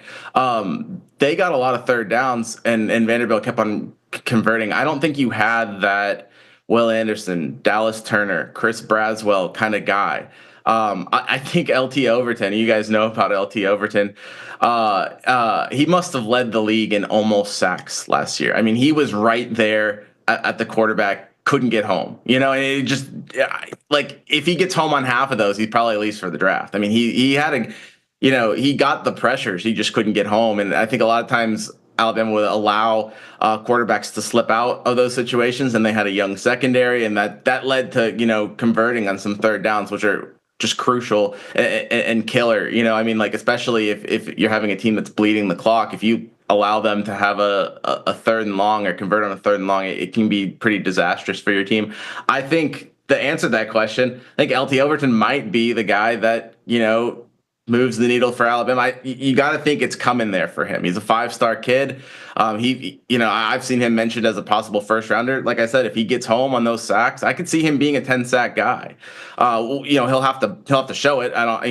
That's one of those guys that, I said with Ty Simpson, I said with Jeremy Bernard, like, I think LT Overton's another guy gonna have to step up, gonna have to go from a B+ to an A if Alabama's gonna be a title contender. But that's one of the main reasons I see the defense improving is some form of pass rush, whether it's LT Overton, whether it's Quay Russaw at the Wolf position, whether it's somebody at the defensive tackle position stepping up. I think that it'll be something like that. How's Cam Dewberry doing there? Yeah, I think Cam he has a chance of being a starting offensive lineman. It's going to be him or Gino Vandemark at that left guard spot. So it was Gino at first in the spring, and then he kind of got hurt, and then it was Cam. So I think he's going to factor. We've seen Alabama kind of move, kind of rotate guards and at that position. So it could be a case where one of those guys doesn't start, but then comes in and plays like half the series throughout the game, and just to keep him fresh if it's close. Also, Gino Vandemark's like the backup at all three interior line positions. So if like Alabama loses, Parker Brailsford at center, they'll move Gino Vandemark to center, and then Cam Dewberry will be there. He just, there's a lot of depth there, and it's still a battle. So he could end up being the starter. I think whoever wins the starter there might not play the whole game. I'm not sure on that, but I wouldn't surprise me if there's a little bit of rotation at that position. Tony, navigate the schedule with me. I know they open up with Florida State, so kind of take me through some of the hard parts and what you think. Yeah, so we just broke that down yesterday on our little podcast. Florida State is a tricky game. You look at them last year, and they're 2-10. But they're not a 2-10 team. I mean, they're going to be a lot better. And when you look at it, Alabama's really never started on the road like they have, like they will. I mean, they played a road game at Texas, but that wasn't in week 1. They had a bunch of those games at neutral sites in the Nick Saban years, but just never, like last year they went to Wisconsin, I think in week 3. It's different, when you go week 1. And look, we've seen what Gus Malzahn can do against an Alabama team. I don't know if that's an Auburn thing, or I don't know if that will carry over to Florida State, but that could be dangerous. And Tommy Castellanos as the quarterback, a dual threat guy. I mean, like, I don't know. That game's kind of dangerous. If you're just kind of going through them, I don't really feel like some of the earlier games on the schedule. I think you could maybe look at the Wisconsin game. I think that's going to be a lot easier. It's going to be at home. I think, obviously a lot of attention will be on that Georgia game. I'm not as high on Georgia. Obviously that's going to be a tough game. It's between the hedges. It's week 4 or week 5, I guess, because there's a bye week.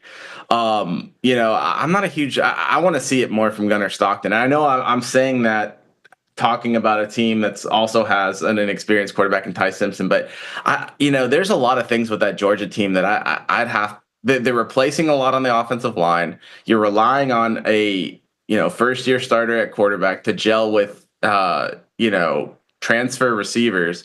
I don't know. I have to believe it to see it. Kirby Smart's going to put together a good team, but I have to believe it to see it. One of the games I think that, I would definitely pay attention to on Alabama's schedule is the South Carolina game. Seems like a trap game. Kalen DeBoer, struggled in some of those road games, some of those ones that, you thought Nick Saban would win. And I'm not trying to get into that, but, some of those games that are tricky, I think could be tough on the road. That's a tough one. I think, at home against LSU is a tough one. I think that might be, deciding a spot in the SEC championship game. LSU is going to be really good. And then another one that I think is going to be tough is at home against Oklahoma. Look, Oklahoma could be a great team. I think they have that hellacious schedule. So, by the time Alabama plays Oklahoma in November, they might once again not have the elite schedule. But that's a game that I think could be another trap game. And then I can't imagine, losing 2 games in a row to an Oklahoma team that you should beat. But, with Mateer at quarterback and, I think he could be, if things go right for Oklahoma, I think he could be a Heisman contender. So that's a scary game. And then obviously, go ahead and chalk it up as a loss or with the voodoo, Jordan Hare, it's been too long since Auburn's beat Alabama. And then crazy things happen in that stadium when that game's played. Maybe Kalen DeBoer is the maybe he can get over. He's never been to Jordan Hare, so maybe he can kind of get over the voodoo magic that happens when those two teams play there. But until that happens, I'm almost, I think you got to circle that game as a potential roadblock for Alabama. Tony, I appreciate it, man. Thanks so much for your time. We'll talk soon. Yeah, no problem. Later, buddy. Tony Tsoukalas there on the Bumpy's Catering Hotline. We'll hit a break. We'll come back with a short one. Right now, if you're looking for a reason to move back to Aggieland or you are already living in Aggieland, check out the Association of Former Students. Their job board sometimes has a bunch of jobs from communications, marketing, fundraising, sales, a lot of different areas that you can help out the Association of Former Students. They are the premier alumni association. They play a part in every Aggie story, from Howdy to Here. Don't miss opportunities to help out the association with some awesome events held throughout the year. Howdy Socials, Aggie Reading Day, class reunions, Aggie Muster, everything in between. Don't miss an opportunity to help them out because they're a team that exemplifies those Aggie core values of excellence, integrity, leadership, loyalty, respect, and selfless service, all in support of that worldwide Aggie network. If you're interested in joining a team or sharing with someone who would be a great fit, please visit tx.ag/association jobs to apply and get more information on each position. It's the Association of Former Students.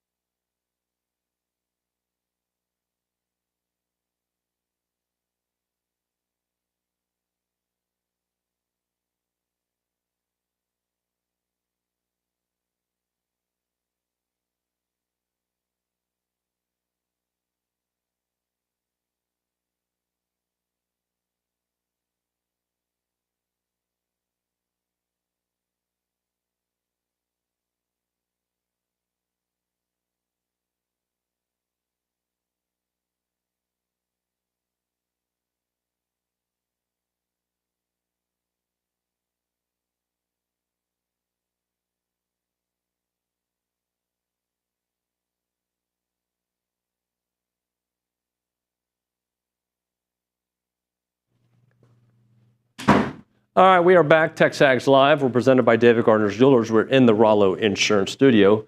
Hour number 2 coming to a close. I'm just going to walk on over to Matthew Dawson and have a chit chat with him over here. Yeah, sure. What do you have for us? Well, we got BTTS in the YouTube chat Look how awkward this looks. He says that this season comes down to our defense. In his opinion, we have no question about the offense. We led the SEC in scoring in conference games with a quarterback carousel and an elite running back blowing out his knee. What are your thoughts on that? You think it comes down to the defense? Or? So I'm going to agree.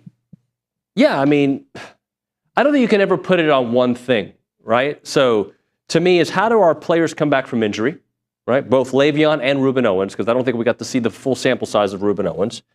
And yes, defensively, to me, is the why last year. Yes, there were games where the offense should have been better. The Texas game, absolutely. But that's a 10-win team if the defense is 10% better. Agree or disagree? Is that too high, too low? I think slightly low. So you think 10% better? They don't win 10. They don't win at least one more games. Well, yeah, they win against Auburn, right? And then they're playing in the SEC SEC USC. title. They beat both of those. Well, they wouldn't be in that game. Probably they wouldn't be because they would have beaten Auburn. But they at least beat Auburn if their defense is 10% better. And then they're playing in the SEC championship. Then there you go. So yeah, so I'm going to agree with you, even though it took a long way to answer that. When we come back, a little baseball talk. Scott Livingstone is TexAgs Live.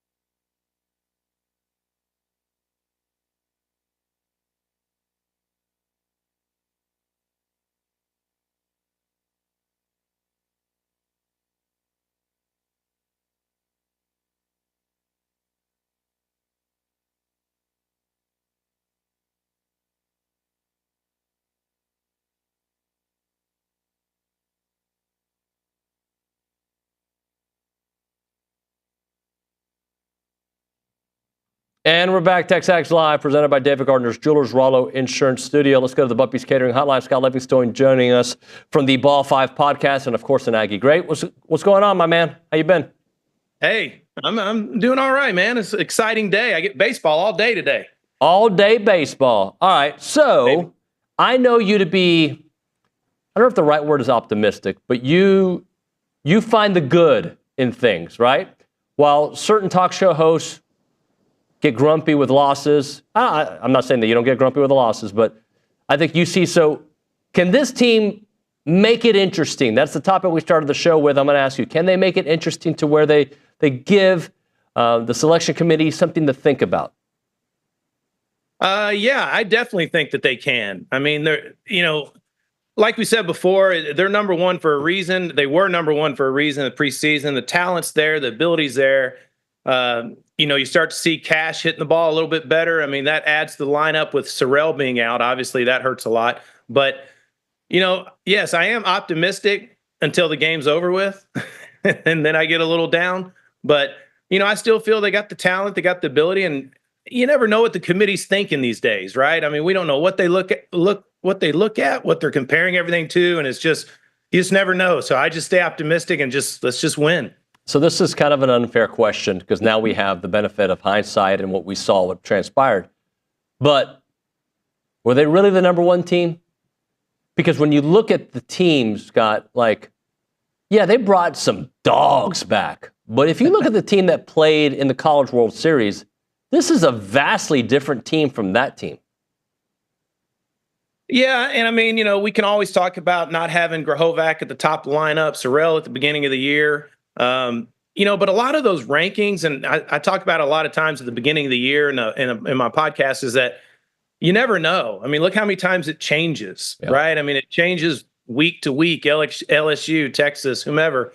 But yeah, what we were bringing back, obviously, but it is so tough to play the same as you did the year before, year in and year out as a player, because things can happen. You have bad streaks, you have good streaks. It just happens. But to me, when I look at the number one preseason ranking, it didn't really mean a whole lot to me.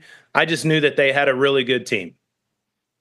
And now they're a team that can beat good teams, right? But they're just not consistent. Why?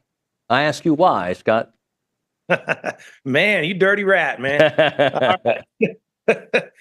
Well, I think there was a lot to learn with Coach Earley. He's been learning along the way. He's going to have 1 year under his belt. He's had a lot to learn his first go round.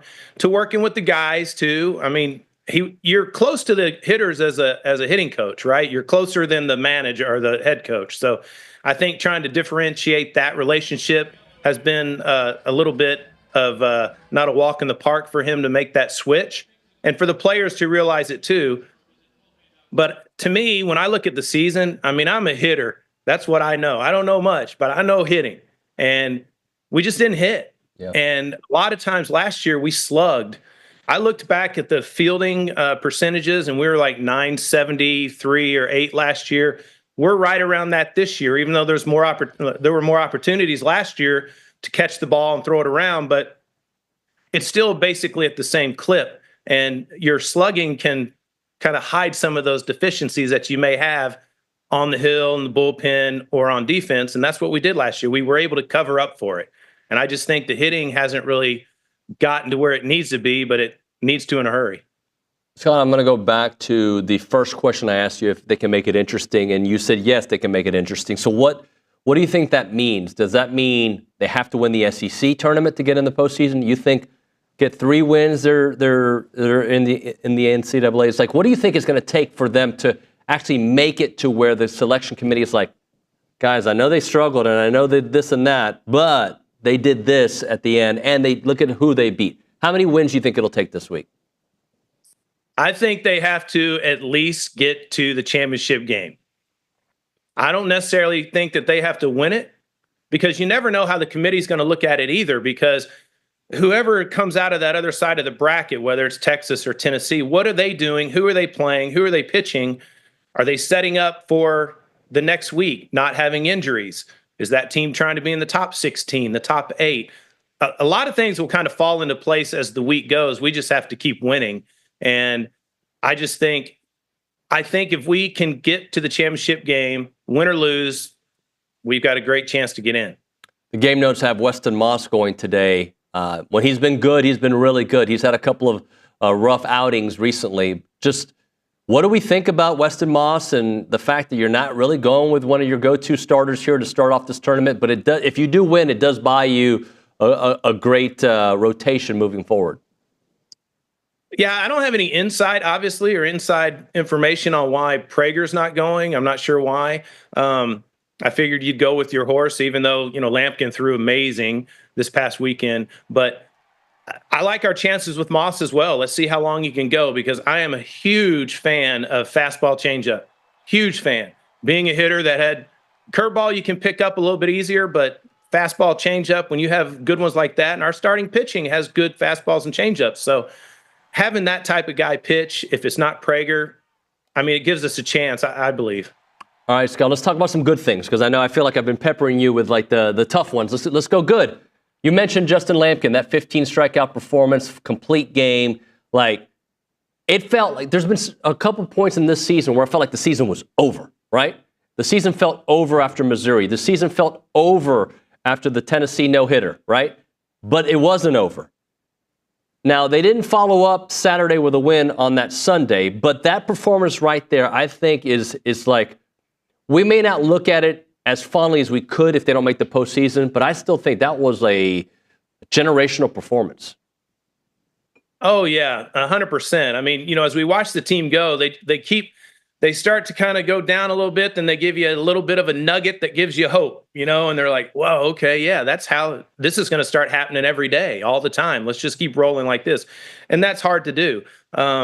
That pitching effort by him, it was amazing. I watched it, and he actually threw his slider back door. And he had those guys, they were confused on what was going on. And when you see that many swing and misses, that guy's dominating. So, yeah, they give you the nuggets to think that you can get there and get it done. It's just like somebody in the hitting lineup.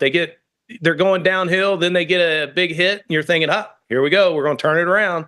And then maybe it not happen, or it's slower to come than it usually is. But that performance, it was amazing to watch. It's one of the best performances I've seen by an Aggie pitcher. And there's been a lot of good ones from guys in the past. So it's way up there.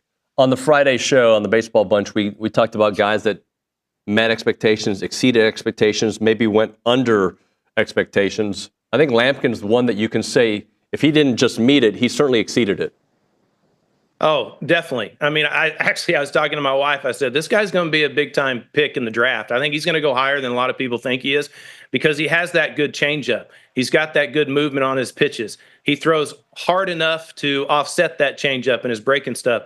And he is like Patton and Prager on the mound, that just his demeanor is just, when his presence on the mound, he doesn't look rattled. He doesn't look like you're getting to him if you are. And, it was great. And to see his emotion after the game and celebrating on the field, you could tell it was a big deal, and it was cool to watch. Why do you think we've had mixed results from Ryan Prager this year? I think a little bit of familiarity, other teams trying to how they approached him. He's a backwards pitcher, throws a changeup in the fastball counts, and so on and so forth. And I think some of the teams like a Kentucky, those guys are tough against us because they don't try and do too much at the plate. Vanderbilt doesn't do too much at the plate. Leading into Mississippi State, I think they're a little bit like us. So I think Prager, doing what he's done for us is just, it's like Jace last year. They've done so well. Our expectations are so high for them the next year. And it's really tough to follow up. And I don't know where his run support has been. The hitting could have helped him a little bit. They may have helped him last year if you want to dig into the numbers. I don't know, but might have covered up some of that. How would you categorize what you've seen from Jace this year? I think Jace has had a lot of pressure on him. I think from the outside, you can't get away from it. They say, we didn't look at the preseason number one. We didn't. Yeah, well, it's out there. Social media, everywhere. It's everywhere. And you've got trolls talking in forums. You got all that stuff, people talking about everybody, right? And, you can't not see that or hear it. And I think it's tough. I mean, he's 19, 20 years old kids that are getting all this stuff and they're reading all this stuff. And I just think he put a lot of pressure on himself. And you can see when he broke Dalen's home run record that a lot of pressure was relieved as he's running around the bases. I mean, I've seen him celebrate, run around the bases, but not like that. And I really feel like a little bit of the draft may be creeping in his head, and he's trying to live up to those expectations of being a first round, which I still believe he's still going to be top 15. But I think that's hard for a young man to take on. It really is. And it's just when I had Caden Sorrell on my podcast, I asked him, I said, what is one thing that you would probably tell a younger hitter, like a high school kid that wants to play at A&M or, a Division I school? He goes, I would work on the mental piece. And it kind of surprised me because I'm always like, work, hit off the tee, get your flips, get all your work in on the field and off the field.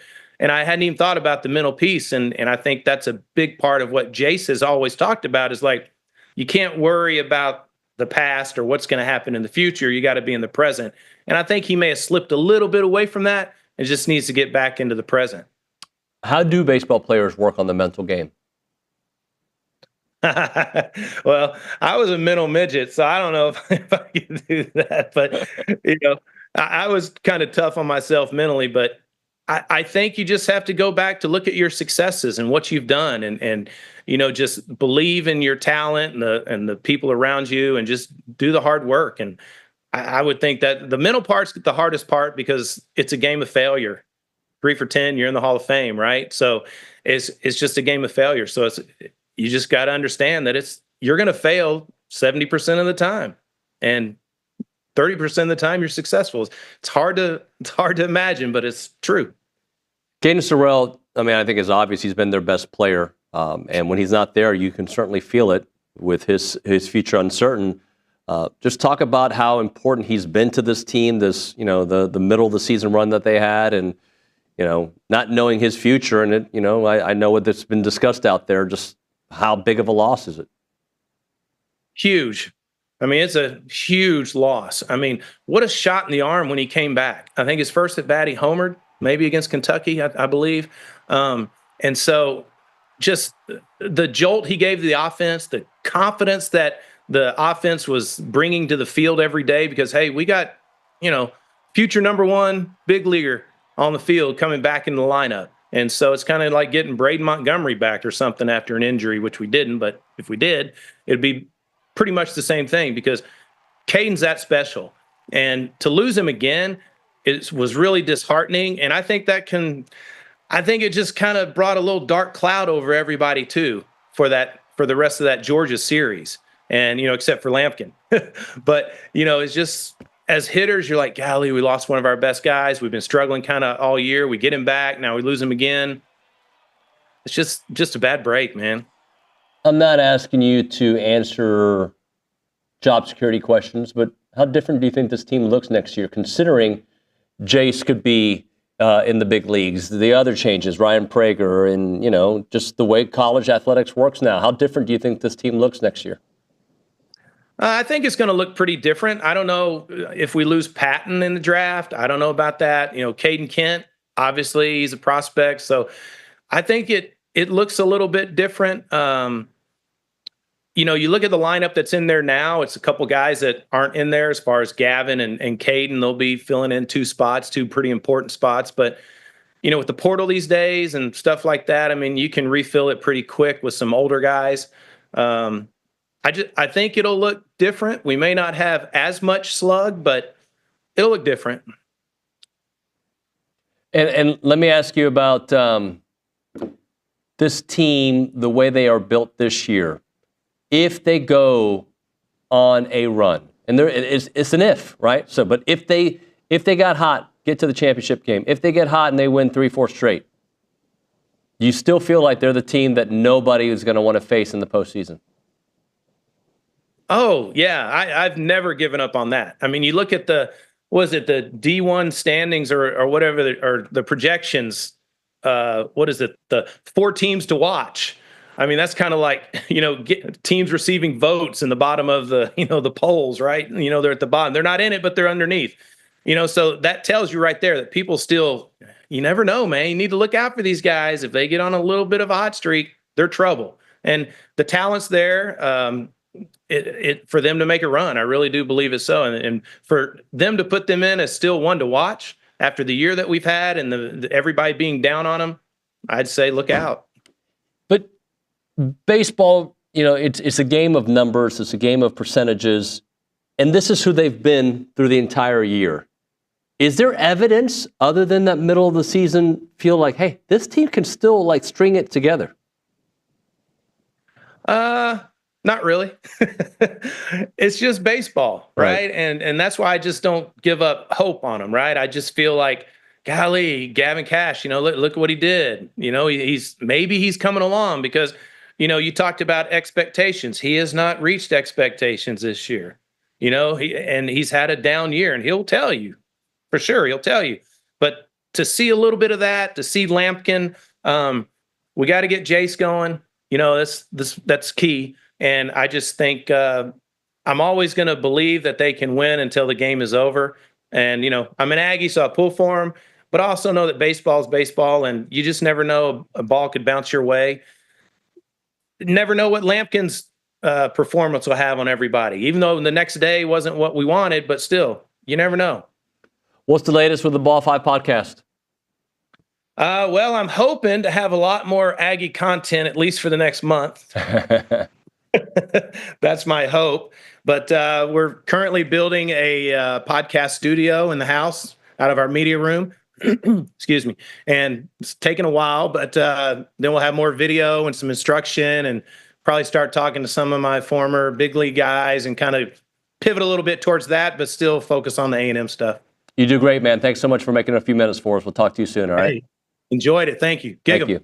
Scott Livingstone here on TexAgs Live. We'll hit a break. We'll come back with the two knuckleheads, Matthew Dawson, Luke Evangelist, as we go through Ags and the pros.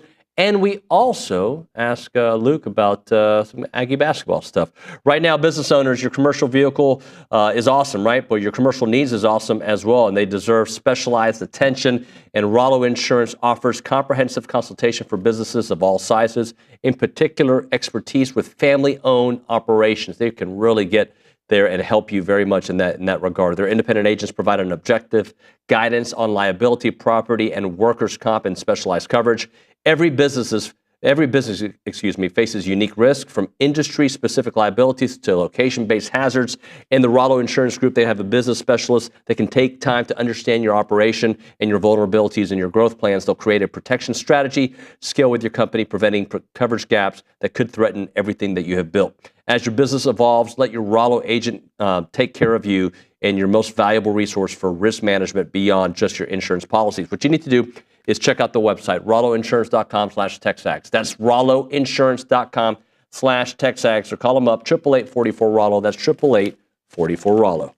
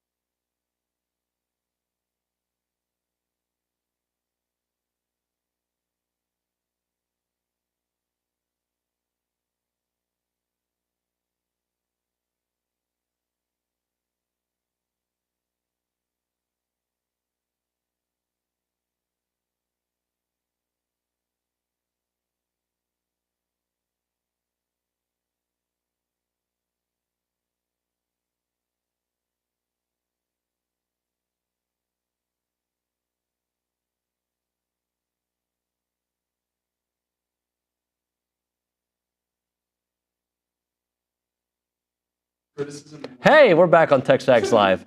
So Luke Evangelist and I have this little relationship where I because he did a dig early in his career at me, very early in your career. I could count more digs you did at me. No. But because early in your career you came at me as an intern, right? My way of showing that I'm comfortable in a situation is exchanging jabs. And my way of being comfortable in a situation is to continue to fire back, right? And because you did that as an intern, like Spider in Goodfellas, which I know you've never watched. But because you did that, I continue to come at you. But I always balance it out with a compliment. Right. Matthew Dawson only gets compliments because he's never come at me. He knows what would happen. I mean, I do tutor his kids, so look, And if he wants to get mad at me, then you're going to funk his kids. But by the way, they think they killed it on their AP exam because of Matthew. If they didn't, we'll have a little conversation. Right. Well, and David, that's what I love about you is Delta Airlines is sending their best flight attendants to host their show because you are persistent and detailed. And the shirt you're wearing, I just know for a fact you've repeated this line before in your life. Let's have everyone stow their tray tables and put your carry-on under the seat in front of you. The joke is, David, that you look like a flight attendant. That's fine. I don't care. Snaps, you make great clothing. You want me to rip the shirt off so everybody sees what I got packed? Is that what you're trying to do? I'm not going to do that. Hey, I'm glad you're wearing your grandfather's shirt that's 7 sizes too big. Literally, that thing is an extra large. I thrifted this. I'm sorry it's a size too big. The Seabrook Island Club. Add 40 pounds to that. Dikembe Mutombo wore that once. Why, Nick? Why are you going on the wide side? Why are you exposing me? It was small on Dikembe. Okay, thoughts and prayers. Anyway. I'm sorry, I like the design. It's a great design. I've tried to dry it for 3 hours continuously to shrink it. How do you turn a polo into a long sleeve shirt? I don't get it. All right, let's get to some Aggies in the pros. Sorry. We'll talk about some UFL. By the way, I love you, Luke. I kid because I care. I know. Matthew, I love you as well. That's all right. I love how you guys keep going forward and getting out of the light. Take a step back. Let's do it. Kidding around, though, is the level at which you're comfortable with someone, then Olin must be very comfortable with me. He must be very, very comfortable with me. But in the UFL, we had a couple good results for some Aggies. The Fighting Jim Turners, an overtime win. 24-22 against the San Antonio Brahmas. No longer my team, right? They were my team for a brief second. They're not. The Memphis Showboats are currently my team right now. Are you kidding me? A Fighting Jim Turner-led team winning a game in overtime. I mean, gosh. And he's been at this board number of times. I feel like I'm standing in the presence of literal great. To be honest with you, there's been about 6 times where I thought he was going to break it. But I love him. He is welcome on this show every day. That pat right up to the... Take away any Sharpies on him in case he starts drawing on it. And then Anthony Hines had 8 tackles in his game with the DC Defenders. They ended up winning 33-30. They're 6-2 on the year. They're clearly the best team in the UFL right now. And then also the Birmingham Stallions, while they lost, Jay Sternberger, he had 2 catches for 23 yards. Decent outing from him. Hopefully the Birmingham Stallions can get back on track and keep getting him involved. He was really involved last week. Not so much this week. And then Houston Roughnecks, your Houston Roughnecks, unfortunately lost, David. So, look, the train is still open for anyone who wants to be a Memphis. How did Leon O'Neal do? He only played 30 snaps. I can't tell if he was hurt or that was a choice, but he's played like 60-plus snaps in like every other game. So, he didn't really have any stat lines other than playing those 30 snaps. And moving on to another sport that David loves is the NBA. I do. I love basketball. Yeah, who doesn't, right? Who doesn't? The Mavs are back. Richard. That is true. Olin. We will get to that in a moment. Olin doesn't like WNBA, but he can tolerate the NBA. By the way, why do I have an opinion on the whole Caitlin Clark thing? I don't want to have one, but I got an opinion. I'm on Team Caitlin on this one, guys. Yeah, and I don't think you would find any disagreement from us on the panel. But continue on, But continuing on to the NBA, Quentin Jackson and the Pacers are in the Eastern Conference Finals, their 2nd consecutive appearance, and Alex Caruso and the Oklahoma City Thunder are in the Western Conference Finals. And let me tell you how they got there. Alex Caruso was Alex Caruso in the Game 7 win. That was good. That was really good. It was very Olin-like. Thank you. I've been working on that for a couple minutes now. I appreciate the laughter off to the side.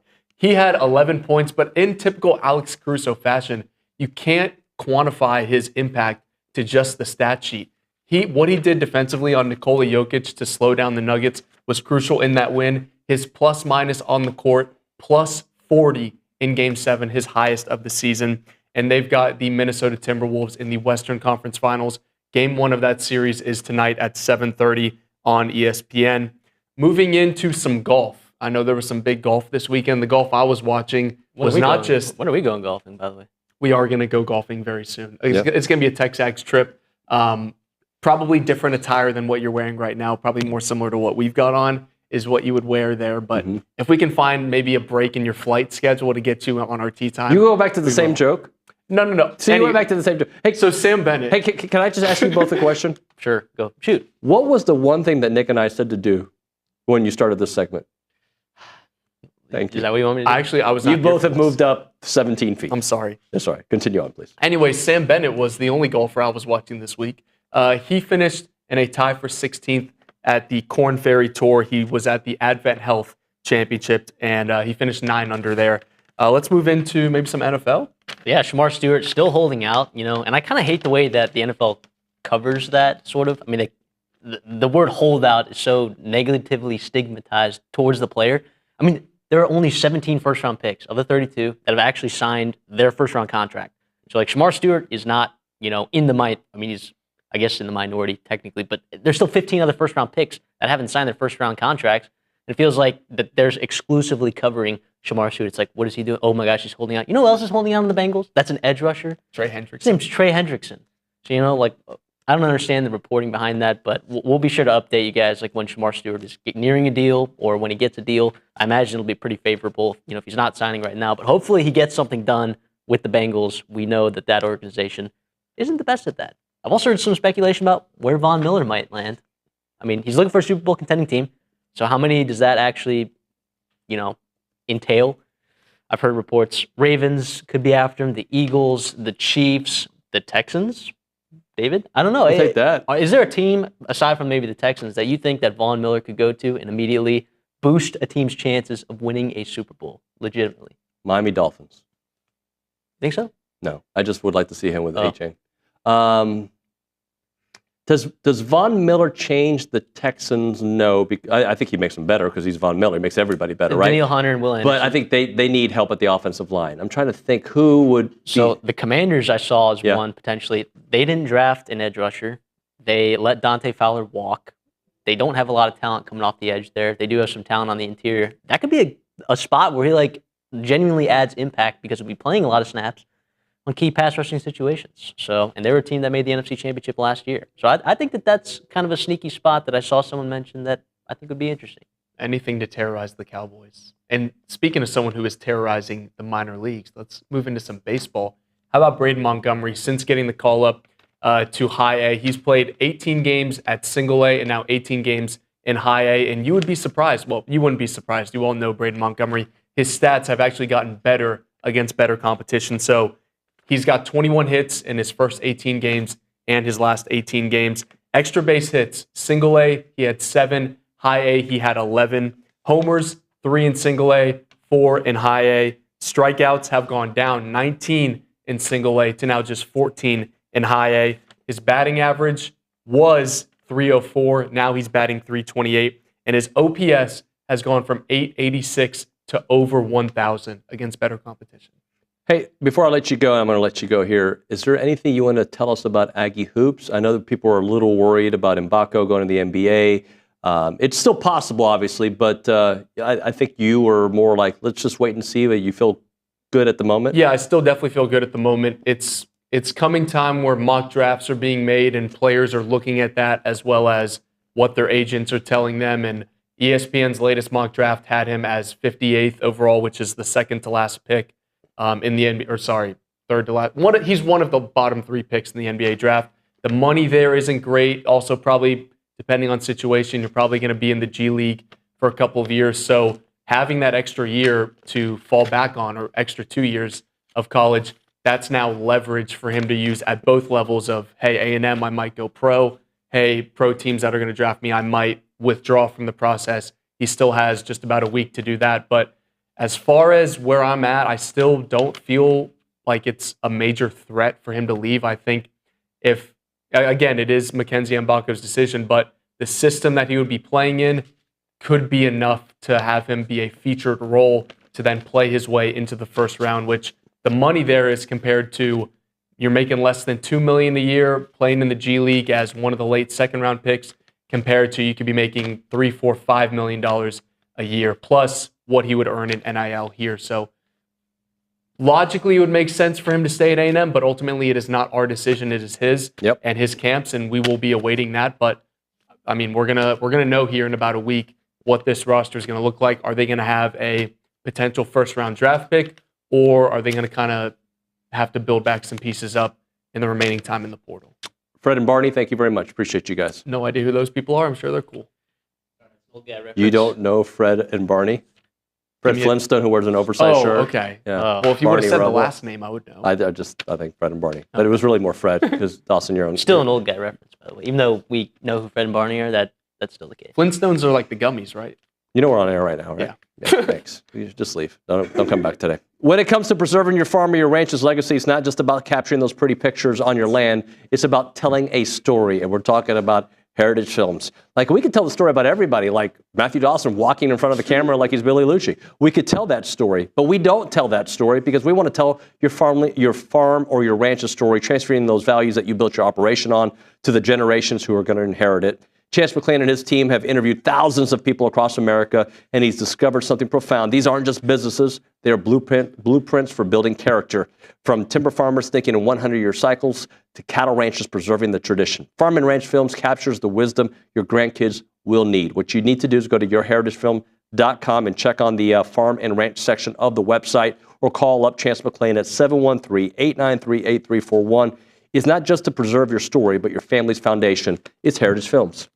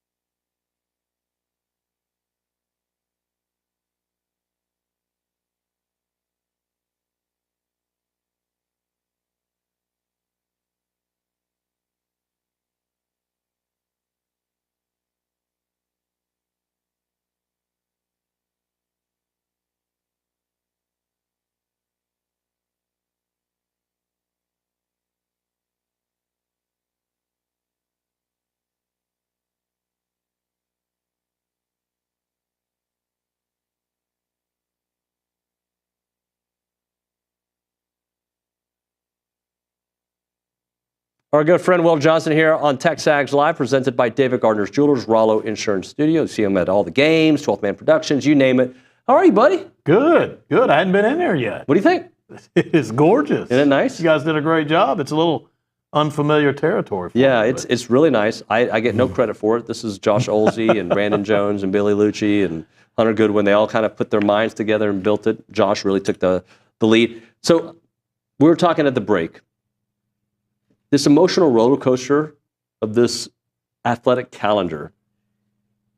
It's weird because there's been a lot of success in Aggie sports, but because the falls from graces have been so steep with the way November for football, the way A&M softball, and it's been a hard year, man. It has, and one of the things I say though is that you flirt with heartbreak when you flirt with greatness at the same time. Softball this weekend, that was a tough pill to swallow, but if you have a softball season and you go 20-35 and you're irrelevant, you're forgotten about long ago, heartbreak's not going to walk along with you. You're just done and you're forgotten about. But when you're great, when you play the way they did all season, once you get to that postseason, it's all or nothing at that point. You go for it all or you don't get anything at all. But heartbreak walks hand in hand with that hope for the title. And when you fall just short in the postseason, it means you were great. You were one of the best because you got to the postseason, but it hurts when it ends. And I know it did this weekend for Aggie softball. And we've had tough finishes this year, there's no doubt. Football, baseball looked like they were going to get it going. They're not finished yet. We'll see how it works out. But down the stretch, it's been a little rough. But this has been one of the tougher ones, but we're Aggies. We're strong. And with baseball, it's so weird because there's this part they like, I know what they can be. And then there's this other part, I know who they've been for the most part. And then I think there's that middle part where like, yeah, but what they did in the middle of this season, right, like shows that they can go to Hoover and win 4 games. Yeah, they're capable. If you can go to Arkansas and win a series, and you go to Tennessee and win a series and take a series from LSU, you can go to Hoover and win. I think you have tonight and tomorrow, and then the way it breaks down is if you can win both, you get a break in there. You wouldn't play on Thursday. That might be kind of nice for the Aggies, but then if you can get to Friday, you can set up your weekend rotation. It's like playing an SEC weekend against a top 10 opponent the rest of the way. But the thing is, you may have to sweep it. I don't know. If you get 4 wins, maybe you're in. You're trying to go win the whole thing to not leave it up for doubt, but you got to win 2 with whoever can go on the mound. Take the break, set up your weekend rotation, but then at that point, you're trying to sweep what would amount to top 10 SEC teams for 3 days in a row. So I'm grasping at straws here. I recognize that, and I know that I'm hoping, and hope is not a strategy. We've already discussed. But in my mind, I'm like, if you win these next 2, hopefully you're playing SEC elite teams that don't have a lot invested because they already know their destination. I thought that too. Mississippi State for a while was on the bubble. I don't think they are anymore. I think they're in the tournament. I think the Aggies will have more of a sense of urgency than the Bulldogs tonight. It's Auburn tomorrow. If you win, they're in. They're probably going to host. So you get some teams that probably already know their postseason destination and assignment or close to it. But you're the Aggies who are fighting for your life, so you got a little more motivation. You're probably going to have a little more sense of urgency in these teams. I thought about that it could bode well for the Aggies in their favor. Well, I just know that there are teams that get into the postseason tournament that are just trying to get home healthy, and there's others that are trying to win it and they're desperate, and that sometimes shows up in the way the games are played. Yeah, and there's no reason to leave anything on the table if you're the Aggies. You get Weston Moss tonight, and I mean, if you have to unload everything, you do it just to win tonight, and then you figure tomorrow out. But that's the blessing is if you can win 2, you get a day's break, and then you can go with the starting rotation. And some of the guys that may throw tonight could come back over the weekend. It's a long stay in Hoover. So a guy that throws on Tuesday could help you go win a championship on a Saturday in the semifinals or maybe even Sunday in the finals. So use what you've got 2 days in a row to get to that break, and then you can try to figure out how to go get 2 or 3. Could you see Prager going tomorrow if the Aggies are successful, or do you think, no, they got to hold him for the weekend? Wednesday, he pitched Thursday onto a Wednesday. I think you got to keep him. Yeah. I think you got to keep him on schedule. I don't know if I move him up yet. But when you're in the Aggies position, there's nothing. There's nothing unavailable. I'll say that, David. Right. No idea, no pitcher. Everything is on the table. Everything has to be available for the Aggies just to get to the weekend in Hoover. What do you think went wrong? And it kind of goes back to the last question, like, is it fixable? I don't know, right? They have to go on a hot streak for it to be fixable, right? Like, that's the only way we'll be like, they turned it around. But too much in and out of lineups, Caden Sorrell here, out early, Gavin out early. That certainly sent them down a bad path. They were really good in the middle, and then the Missouri series. Well, what went wrong? There's a surface level answer to that for me, excuse me. But deeper, I would probably say some offensive lulls at some points. You equate it to basketball. Maybe we saw too many 8-minute scoring droughts in basketball this year, particularly one at the end that ended up costing them their season. Baseball, Alabama weekend, you get swept. You didn't do a whole lot offensively. Vanderbilt weekend, you get swept and you struck out 49 times. You weren't real competitive at the plate. Missouri we know about Missouri's ERA and pitching numbers when they came in here, and there was a stretch of about 24 to 25 innings in a row where you just weren't competitive at the plate. So digging a little deeper, I'd say just probably too many offensive lulls this season. On the surface, what I was talking about is you got swept 4 times. And in all 4 series where you were swept, there were so many winnable games in there. Alabama, 2 games were decided in the 9th inning. Yeah. And then there was a 2-0 game. You didn't win any of them. You got to go get one. Vanderbilt, all the games, as bad as the Aggies were offensively in Nashville, every game was decided in the late innings in Nashville. You have to get one. Texas, we know they're all 1-run games. You got to get one. Missouri was a disastrous weekend, but on Friday night, you had a 3-run lead going to the 9th. Take 4 series, David, you were swept in. Find a way to get one in each series, and it was very doable in each series. All of a sudden, you're 15-15 in conference. And we're not talking about this right now. We're talking about A&M team that is going to be in the NCAA tournament. SEC series are hard. You may get swept once. Maybe I'll give you a second one. Can't get swept 4 times in the league schedule, and can't get swept 4 times when so many of those games were winnable. And maybe it's just because I got maroon Kool-Aid. I think if you win that Friday night game against Missouri, you win that series. Yeah, and it was at a time you needed it. Yeah. But, Alabama, I really go back to Alabama. You had 2 games tied going to the 9th. A&M lost 3 games this year where they had the lead going to the 9th inning. And those games were against Cal Poly, Arizona, and that one mentioned to Missouri. Hold on to those leads against Cal Poly and Arizona. That's 2 good teams. You know what that does to your RPI? If they just do a few of these things we're talking about, all of a sudden the RPI is 40, and it's not in the mid-50s. And this is an at-large NCAA tournament team. I mean, it's just so close and so there for the taking. But that's what frustrates you a little more if you're the 12th man, if you're an Aggie, that they just couldn't quite go out and get those games. From a football perspective, we're at a point where we're looking for reasons. And I think the biggest reason this team can be better next year, and I know the schedule's hard, it's supposed to be, is that your backfield, your running backs, that when and if healthy, and I expect them to be healthy, it's going to be the deepest in the conference, if not top 2-3 in the conference.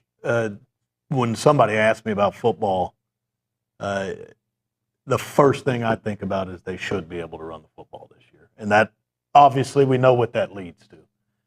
The offensive line is back. So much of the offensive line is back, even some depth there. Your quarterback can run. Yeah.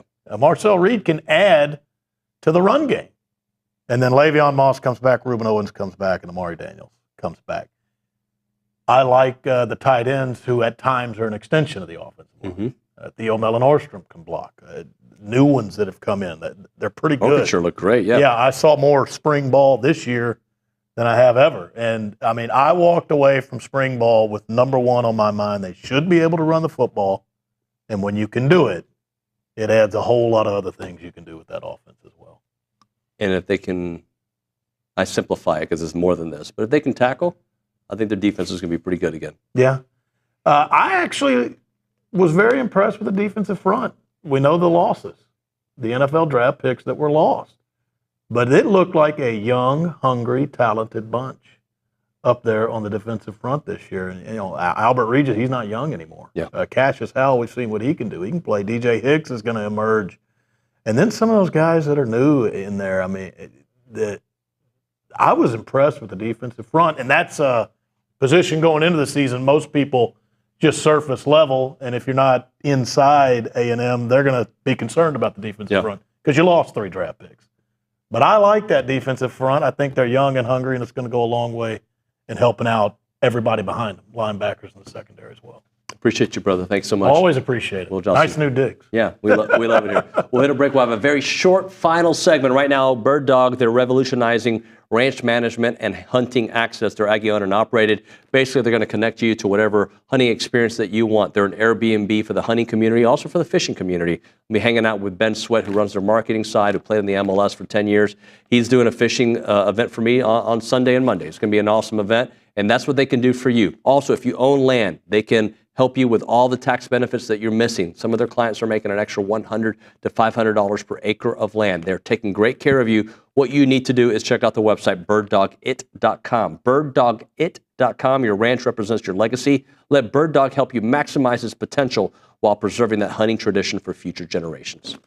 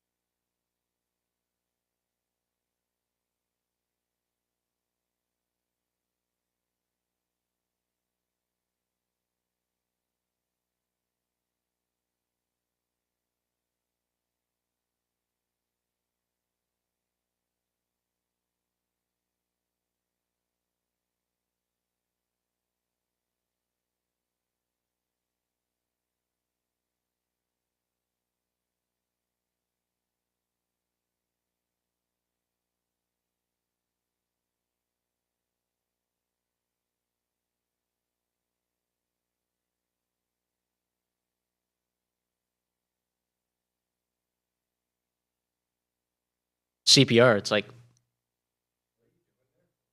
that's how you do CPR. It's like 60 beats per minute or 90 beats per minute.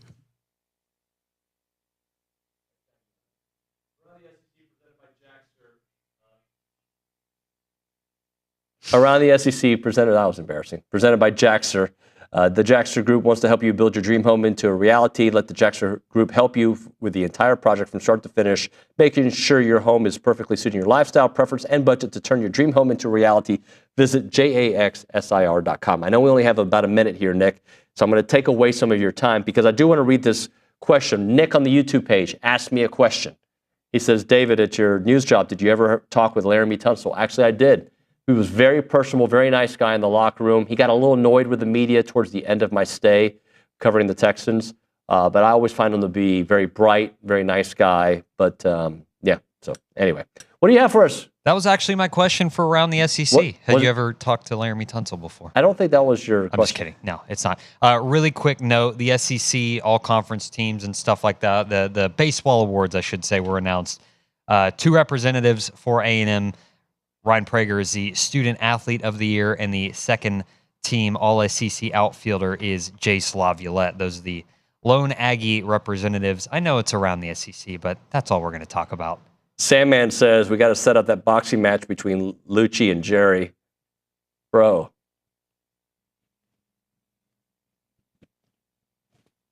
David's available. I'm just saying.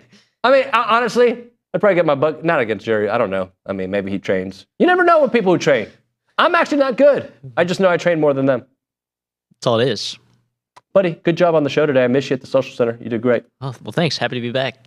Luke Evangelist, thank you very much for running the show for the most part. Nick, great job as always. Folks at Brian Broadcasting. It's all about shout-outs tonight to close out the show. Tomorrow on the show, a lot of stuff. Don't remember. It'll be